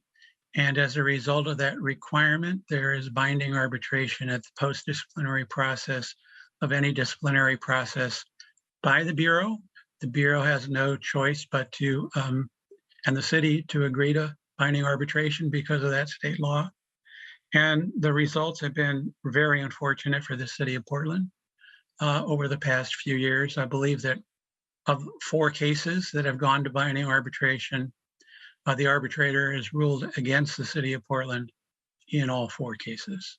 So while we don't have any authority over what happens in Salem, to the degree that there is relief there and that there are other ways of effectuating a fair but effective post-disciplinary process, that would be another point that I think is worthy of comment. Can we go to the next slide, please?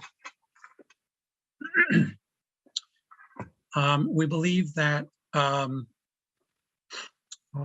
hiring process is one of the most critical processes that the Bureau can undertake if, in fact, there is an interest in changing culture, because it is going to be the new members of the organization who are going to be the most likely to be more closely aligned with community values, if in fact those community values are cherished and considered during the hiring process itself.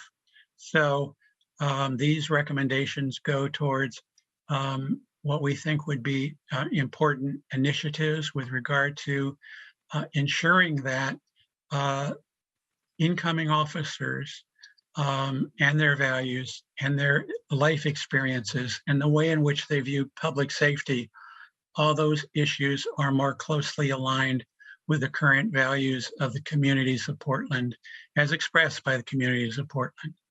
And so that can be accomplished a number of different ways.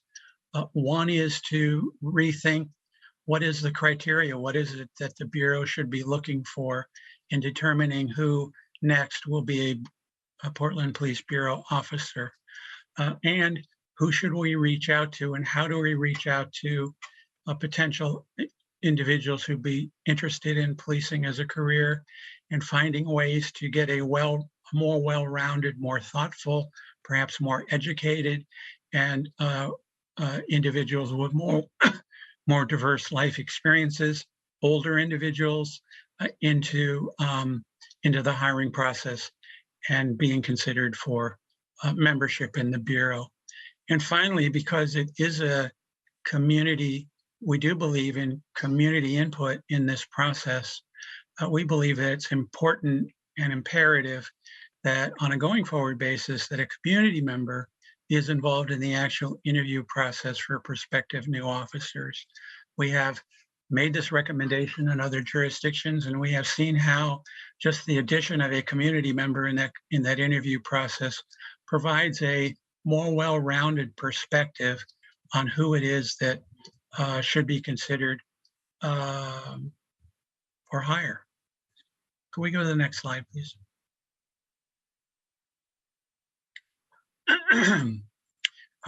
Recommendation 24 is, I think, one of the most innovative and one of maybe the most important recommendations in the report. And that is, during the academy training, find a way in which there can be a community-based program component that's focusing not on law enforcement, not on how to handcuff people, not on how to write citations, not on the penal code, but on really getting to encounter Portlanders in a different environment before having your first experience being somebody who you arrest, somebody who you are patrolling, somebody who you are taking enforcement action against, to provide new hires who are going through the training program an opportunity to engage with the Portland community in a non-law enforcement way, an opportunity to get to learn the city of Portland and its community in a different way, where you're not enforcing the laws, but you are providing social services or helping with social service efforts in other contexts. What the researchers have told us, and I believe it because they have told us this repeatedly, and it's uniform, is one of the ways in which inherent bias, and we all have inherent bias to different degrees, but one of the ways in which inherent bias can be alleviated, or let me put it another way, one of the ways in which inherent bias occurs is when an individual has unfamiliarity with other people who do not look like that person. So if you have no experience or no real life experience with individuals who are not your color, not your race, not your creed, then when you encounter them for the first time, particularly in the public safety context, that encounter, that foreignness that you may feel because of your lack of experience knowing these folks can create an element of fear that's misplaced, and an element of fear that causes you either consciously or unconsciously to act in a different way towards individuals that are not like you than individuals who may look like you or may be the same race of you. And so this is one of the recommendations that those researchers have advanced, to find ways to get individuals who are not familiar with people of color, familiar with people of color, but not in an enforcement context, but in a different context. We can move to the next slide. And finally, the recommendations that I also think are important are to find ways to do more with the data that is already being collected by the Bureau and by the city. We appreciate the work of the Bureau to create statistical dashboards showing issues with regard to disparities in force, disparities in arrests, disparities in searches.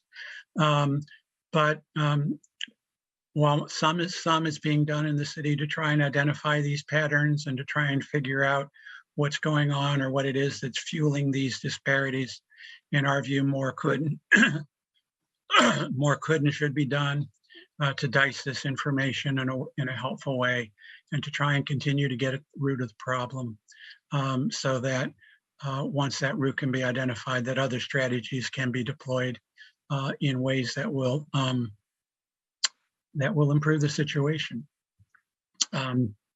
Is the report, do the recommendations, will they solve this problem overnight? No. On a country that was built, unfortunately, on the work of people who are working against their will and in conditions of bondage, and having that legacy, and particularly in the public safety context, having that carry over to enforcement of unfair Jim Crow laws, with police officers being instructed by elected officials to do that dastardly work. It's going to take a lot more than an OIR group report to solve this situation, but to the degree that these recommendations would be helpful, we think that they would be helpful, and at least try to bend the curve a bit with regard to all of the challenges that policing is currently facing. So at this point, I am going to end the preliminary remarks that I have made, but certainly are available to answer any questions Mr. Mayor, commissioners have, and am at your disposal to do so. Thank you for your time. Thank you. And possibly before we get to that, I'll ask Megan, do we have any public testimony on this report? 4 individuals on the call. Colleagues, should we go ahead and hear public testimony from those individuals? Just being mindful of the fact some people might need to go after they do that. So 3 minutes each, name for the record, and I'll let you take care of that, Megan. First, we have Leonie Reyna. Welcome.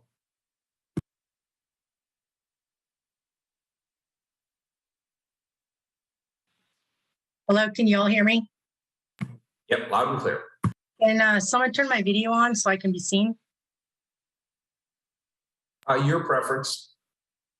Yes, I'd like the video on. It's on. Oh, I see. Let me turn on. All right, Okay, there you are. great. All right. Good afternoon, Mayor and City Council members. My name is Leonie Reyna. I'm a former Portland Police Sergeant and a change agent. I am a gay Latina female who experienced disparate treatment throughout my career by city employees. On an airplane, they tell you to place the oxygen mask on yourself before you assist another passenger. Mr. Mayor and council members, if you want to build public trust with the community, first you need to build trust within the police bureau. I recommend City Council read Dare to Lead and Daring Greatly by Brene Brown. These books may provide guidance on how to change agency culture. I have read various reports and studies by the OIR group and other organizations which talk about similar issues in this current study. I have access to the perceptions of retired Portland police officers, command staff, and detectives which shape my own views and validate my own experiences within the police bureau. The OIR report codifies the perception of the public and within the agency that culturally speaking, the police bureau has a race issue. I believe the police commissioner and his predecessors have historically been made aware of cultural issues within the bureau, but have failed to act upon and follow through with this knowledge. During my career, the police bureau provided training on implicit bias, procedural justice, and retaliation. Despite this training, the police commissioner failed to follow up and follow through with bureau initiatives, city policies, and accountability. A consequence of the failure to follow through is in the workplace, a police captain told me he enjoyed being a referee for college football because it, quote, was the last good old boy job around. I was deeply offended by the statement. I believe the captain felt comfortable in expressing his intolerant viewpoint because the culture of the organization gave him freedom to express that hurtful perspective. That captain continued to promote up the chain of command where he had the ability to influence police culture. Related to this subject, the OIR group identified the mechanism allowing this propagation of culture to continue. A lieutenant told me that police managers frequently engage in acts of procedural injustices and are never held accountable for their misconduct.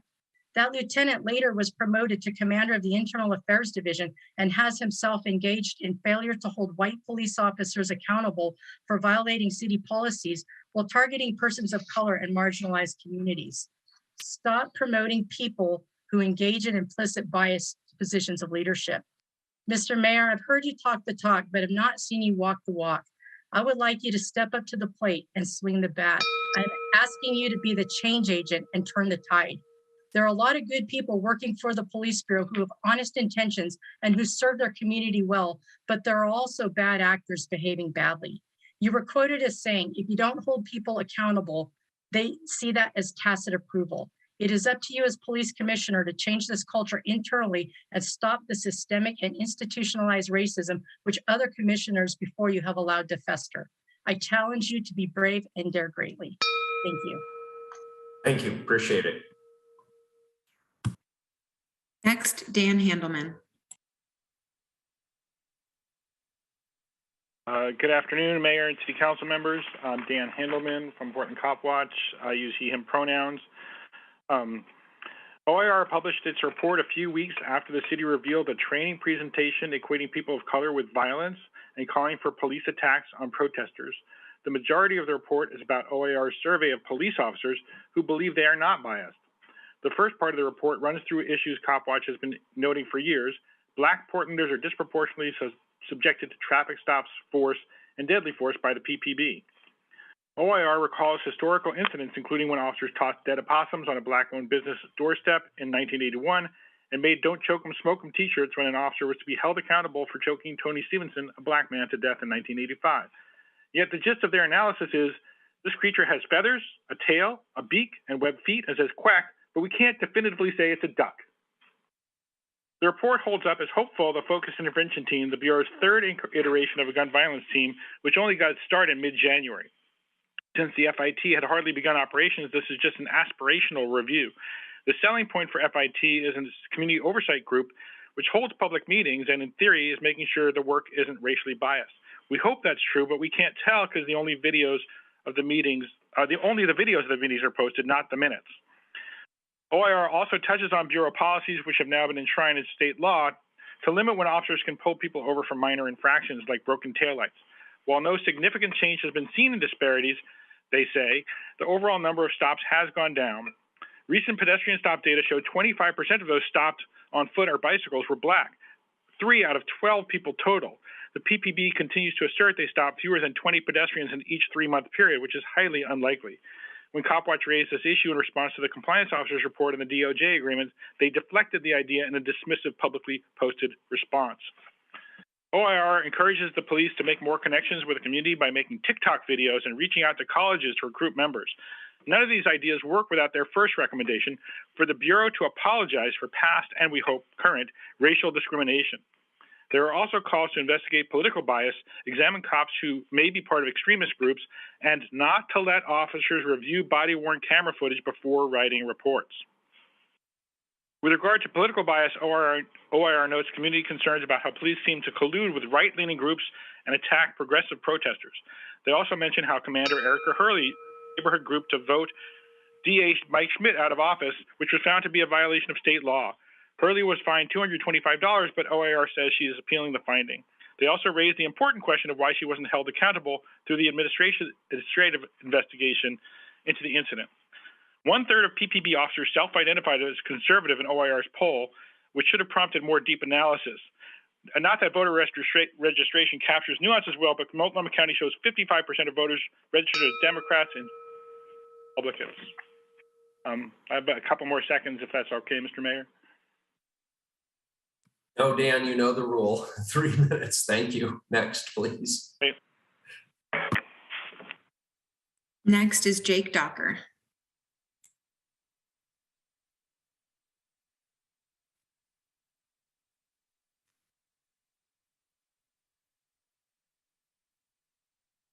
We can't hear you, Jake. Hello, can you all hear me? Yes, now we can. Perfect. Thank you so much. Thank you for all the commissioners. And I ask that the OIO report be rejected as it fails our city on many levels. First of all, I want to echo Dan Handelman's amazing testimony. First, the reason we ask that you reject the report is by OIR's own admission, they never came to Portland for this review. They met with limited members of the community and did not engage stakeholders who can provide clear evidence of bias. OIR was asked to investigate that. One cannot review deep-seated racism, culture, and bias from afar. As Mr. Giannakko stated today, quote, "We were not able to have a community-centered focus," unquote. That's a problem. Second, the actions of Mayor Wheeler's office should call the efficacy of this report into question. OIR was tasked and, as stated, to identify the root causes of racial and political bias and resistance to change. However, when community members and myself met with OIR, they told us that they were asked to not focus on root causes, but to address possible perceptions. Mayor Wheeler's office, as police commissioner, changed their review after the fact and should be held responsible. Third, PPB is obviously biased, and OIR's report finding that bias was hard to prove or not able to find any definitive bias is shallow and refuses to see the apparent issues. Let's look at what we know. Portland has the 5th worst arrest disparities in the nation, arresting Black people at a per capita rate 4.3 times higher than white people. Officers in Portland also kill Black people 3.9 times more than white people. Black drivers made up 18% of the vehicle stops conducted by police in 2019, much higher than their representation in the community. Use of force against those in mental health crisis rose from 2019 to 2021. While PPB and Mayor Wheeler were claiming reform, brutality was rising. PPB's use of force in 2020 rose 725%. Black males represent 2.26% of all canine bite use of force cases, yet only 0.83% of all cases are white males. Willamette Week said that's on pace to be the largest disparity since the Bureau began compiling that data in 2015. As Dan called out, Commander Hurley broke the law. Officers shared anti-Semitic comments. Cops continued to spread disinformation directly with citizens. An officer was found to be supporting far-right extremist groups during his employment, and Internal Affairs refused to investigate. Mr. Janako said PPB should ferret them out, but when they're given the chance, they refuse. Officers publicly disobey orders and collaborated with feds during 2020. Officers publicly mock houseless citizens during sweeps. PPB failed to meet the DOJ settlement, and multiple officers currently follow and promote January 6 insurrectionists, far-right groups, disinformation on hateful content online, and OIR admits that they reviewed no officer's personal accounts. So let's listen to the community like the NAACP, the ACLU, OJRC, Portland Cop Watch, and other leaders who have called for the OIR report to be rejected. Thank you so much for all of your work, Commissioner Hardesty and others, and we ask that you reject this report. Next, Javier Reyes. Can you hear me? Yes. Okay, so I guess to use the word that was used by Mr. Janako earlier, there's quite literally a litany of events demonstrating clear bias in the department. There are endless reports showing that the Portland police arrest and kill Black people at incredibly high rates, enough to be among the worst in the nation, like the execution of Quanez Hayes, who was on his knees with his hands up, Patrick Kimmons, who was shot in the back while running away, Aaron Campbell, who was executed after agreeing to surrender. This isn't even mentioning the disproportionate violence against the homeless and mentally ill in our communities. There's Portland police officer Mark Kruger, who made shrines to Nazi leadership and harassed a coworker until they quit. And not only was he rewarded with a paid vacation, he went on to become one of Portland Police Bureau's top paid officers. In February 2017, 5 Portland cops helped a group of racist West Lynn cops intimidate and detain a Black man in a KKK-style harassment campaign. The PPP officers assisted without even questioning it, and they even offered up the East Precinct for an interrogation room. They were recruited by a former member of Portland's notoriously racist gang units, Lieutenant Mike Stradley. Mike Stradley, coincidentally, now works for DPSST, which trains new police officers in Oregon. Another veteran of these racist anti-gang units, a man who is now in charge of the focused intervention team, the newest iteration, is Ken Dulio, who is most notable for shooting a Black man who stopped a would-be shooter in 2001. As recently as 2020, Portland police was ranked with cities like Chicago in arrest disparities and killings of Black people. I don't think, do you understand just how violently racist you have to be to end up next to the police force with redacted torture sites and racist hit squads? Like, this isn't normal for a city to have. None of this is new. If your department has been accused of this for decades, then clearly there's a problem, and no amount of reports or committees is going to cover that up. We know the department veterans are racist. We know the trainers at the statewide level are racist. We know that the vast majority of these cops come from communities that used to be racist sundown towns and think very differently than the average Portlander who pays their checks. So this is a department who would rather beat, gas, and shoot its own population than protect the city from right-wing terrorists and would-be mass shooters, and often colludes with them against their own population. When Portlanders demanded police accountability, the PPB turned around and brutalized us for a year straight. So that's resistance to change if I've ever seen it. The facts are as clear as day to anyone who spends more than 5 minutes even researching the city, as the OIR did. They didn't even interview regular people, and they saw the bias. Portland police has a clear stranglehold on our city's politics. I believe this report should be rejected. I know you're just going to do whatever you want because that's what you do. You do whatever the police tell you to, but there's clearly a problem here.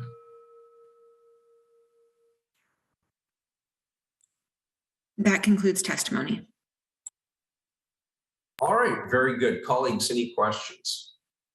Mayor, Mr. Mayor, Taylor. if I might, I just wanted to note for the record too that Chief Lavelle is present and available to answer any questions or say a few words. Very good. Thank you, Chief. Commissioner Hardesty has her hand raised. Thank you, Mayor. Thank you, Michael, and your team. Michael, I just want to say for the record, as you know, the mayor and I met with you because when I got the first draft of this report, I found it a bit underwhelming and wanted to see if there was a way to make this report more useful for the work that we have ahead. We gave you 3 basic questions to answer, and you didn't answer any of them. Can you tell me why you didn't actually answer the questions that we contracted you to answer? Yes, as Commissioner Hardesty, thank you for the question, and I do recall meeting with you. The reason that the questions were not answered directly or unequivocally is because, in our view, they're not answerable. We believe that the Bureau is comprised of numbers of officers, each with varying life experiences, each with different degrees of bias, as we all do. And while there are certainly indicia, as I indicated in my preliminary remark, that there are at least some members are motivated by racial bias, resistance to change, or political reasons. Not all of them are. And therefore, we were not able to equivocally say, as some people in the community already believe, that that all of the work of the Portland Police Bureau is driven by racial animus. We just weren't able to go there. No, we weren't able to deny it either.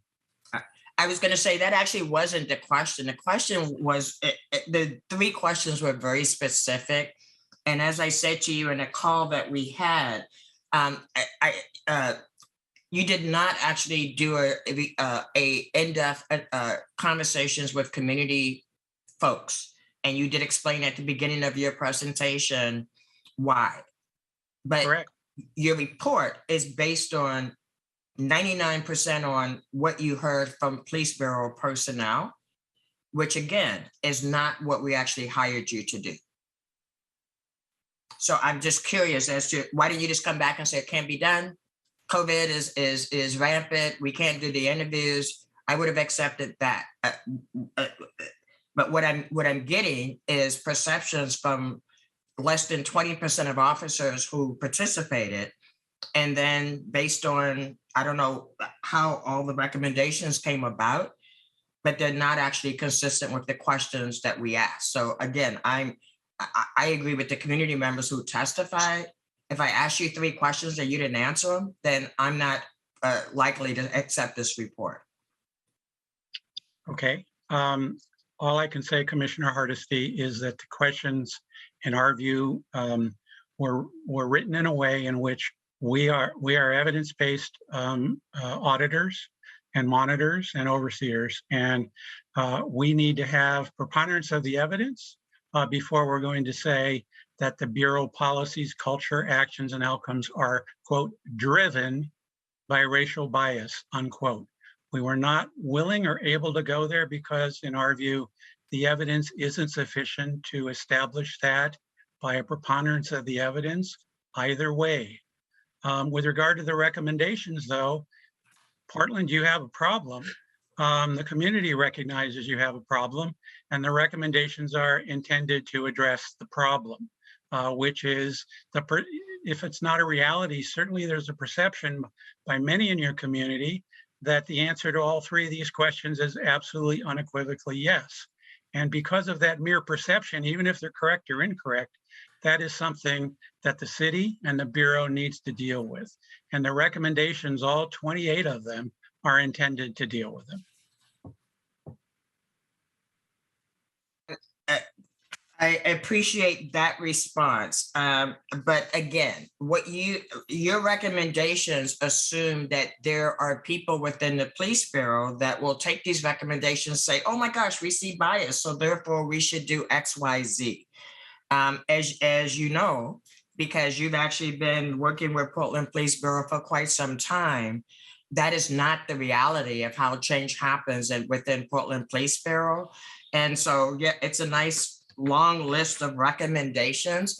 I guess I'm really concerned that you took things that haven't even happened yet and put them in as promising practices. Like the FIT team is a great example. By the time we had your draft, the first FIT team member had not even been on the street yet. And there's no analysis of who's in that FIT and whether or not they're just going to reinforce the same racist behavior that was in place with the gang enforcement team or the gun violence reduction team. I find your report very problematic because it didn't answer the questions, it didn't engage the community, and it didn't create a community response to how we address racism and racist outcomes from our Public Safety Bureau. And so for me, this report didn't do what we asked you to do.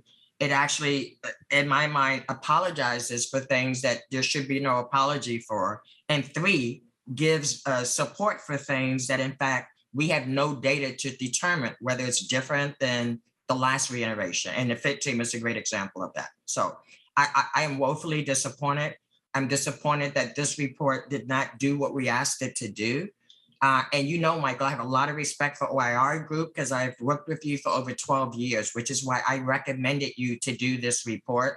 But I need to put on the public record, I am profoundly disappointed. This was not what I asked for, and it does not give us a roadmap moving forward. Thank you. Thank you, Commissioner Hardesty.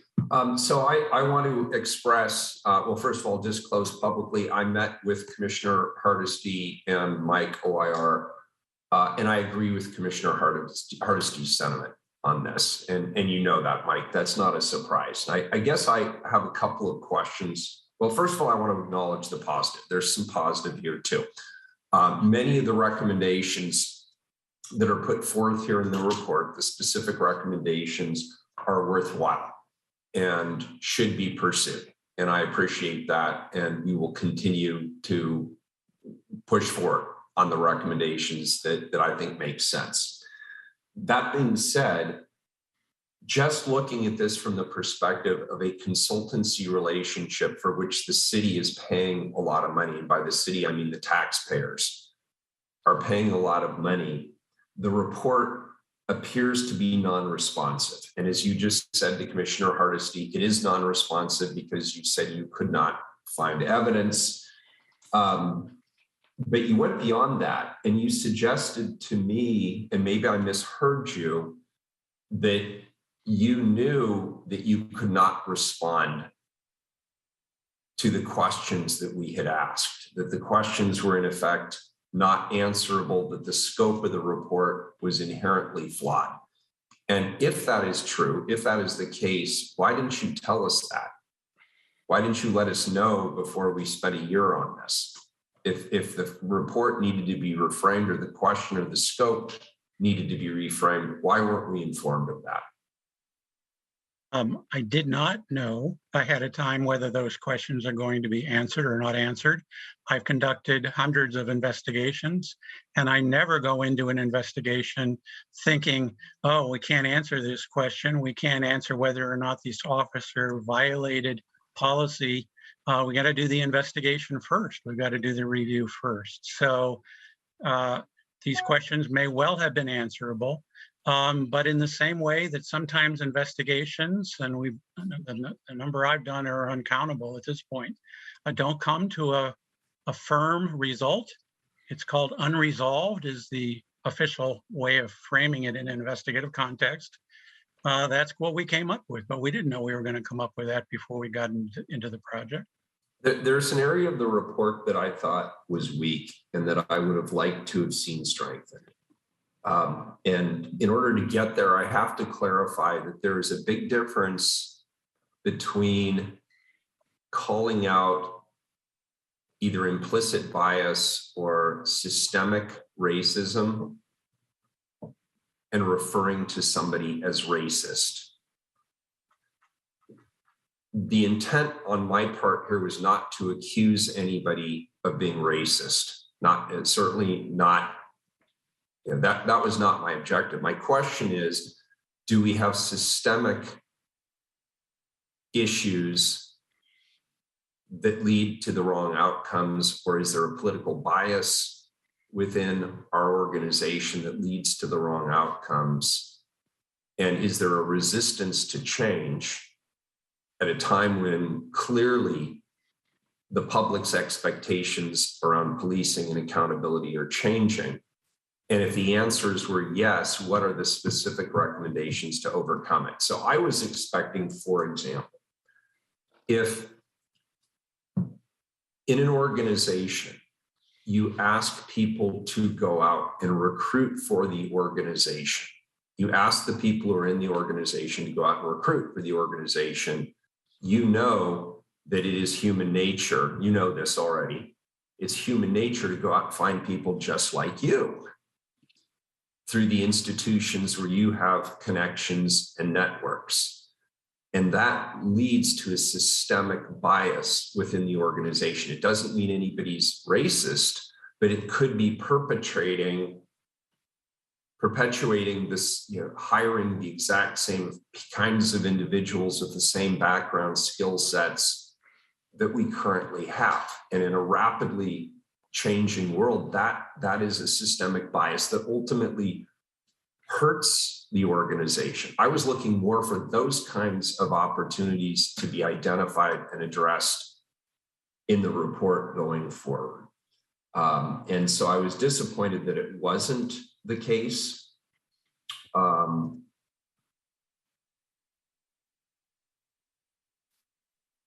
I think I'll stop there, except to say that many of Commissioner Hardesty's frustrations are frustrations that I share.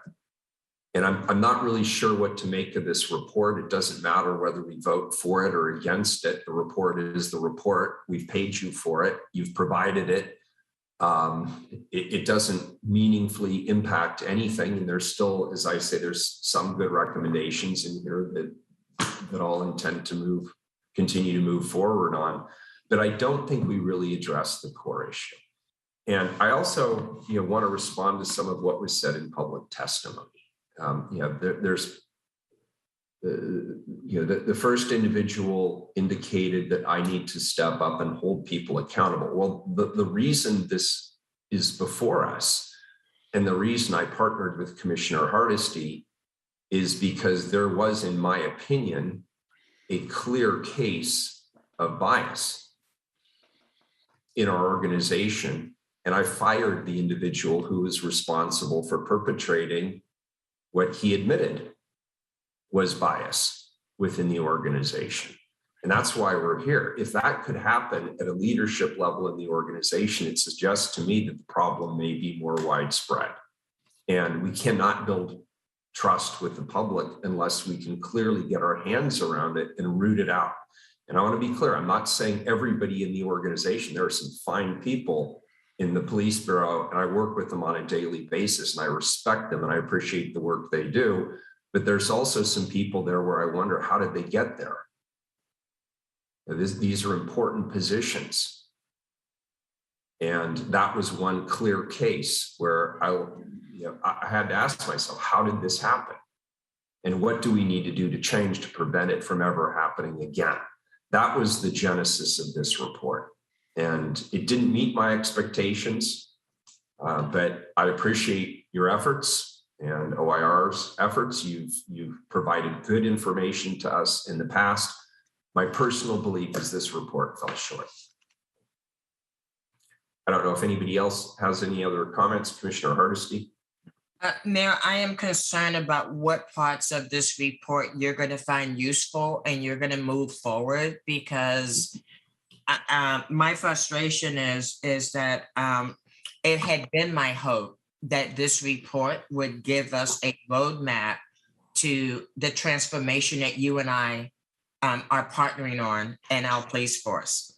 I don't see this report giving us that roadmap. And I am concerned that we have lost some additional community credibility by waiting for this report. And so, again, I think, I think that there were a lot of things, there was a lot of information available, even if you were not able to actually go out and have conversations with people. We all know that there's videos and news clips all over from the summer of 2020. And there's a whole lot of information that had someone taken the time to look for that information. And if you couldn't do it in person, it could have been incorporated into this report. I find that this report is just truly unresponsive to the questions that we asked. And my fear is that any acceptance of this report will make this report somehow something that people think that we at the council have accepted as a roadmap in moving forward. And I don't see this as a roadmap at all. I see this as a bump in the road for us moving forward. So I would respectfully request that we vote no on this report, thank the OIR group, and then continue our transformation work outside of this particular using this report as a tool. Yeah, Commissioner Hardesty, I don't see this as a roadmap either. This is certainly not the Wheeler plan for the future of policing in the city of Portland, but there are amongst their 28 recommendations. There are some good recommendations. Some of them are self-evident that as we look at recruiting, we should recruit more diversity into our organization. As we conduct training, one of the recommendations is a civilian leader in the training division. And as you know, we've already accepted that as part of the DOJ settlement agreement. And Mayor, that's one of the things that bothers me. That was something that we were already, many of these recommendations are things we were on the road to doing. Because the DOJ required it, or we were doing it. So again, we do those things without this report. My beef isn't with you, Commissioner. I understand. And my beef isn't with you. My beef is with the document that is in front of us. Correct. Okay. So colleagues, we can vote for it, we can vote against it, or we don't need to vote at all. And maybe our comments on the record stand as they are. Robert, we're under no obligation to take a vote on this, are we? It doesn't do anything. No, you can accept it as informational without a vote. Any objections? Seeing none. All right, good. That's what we'll do. Thank you all. Appreciate it. Commissioner Hardesty, any last words? And we may have, did we lose our quorum here at some point? I just wasn't paying attention. No, Commissioner. We have Commissioner Rubio here. Yeah, and I was saving my comments for the vote, but since we're not voting, I'll just quickly say to that, Mike, I appreciate you being here today and being here to have the conversation. And I won't take a long time. Just wanted to surmise as well that I agree with the sentiments of my colleagues. I really wish that there could have been an opportunity to go layers deeper. I feel like we missed out on an opportunity to bring in voices, and there's just a certain kind of candor that you get when you visit and you're talking one-on-one that because of the pandemic and because of the way that this went down, we're missing that candor. I think that would get us into the layers that we wanted to. And also, I think a lot of the recommendations feel of things that we're already doing and that we know. I appreciate that you stated them, but also, we're moving. These are things we know, but hoping that that we can still, on the city side, continue our work, to do our part to get into the layers. So that's all I want to add, but don't want to be redundant to my colleagues. All right, thanks. With that, colleagues, that completes our business for this afternoon. We are adjourned. Recording stopped.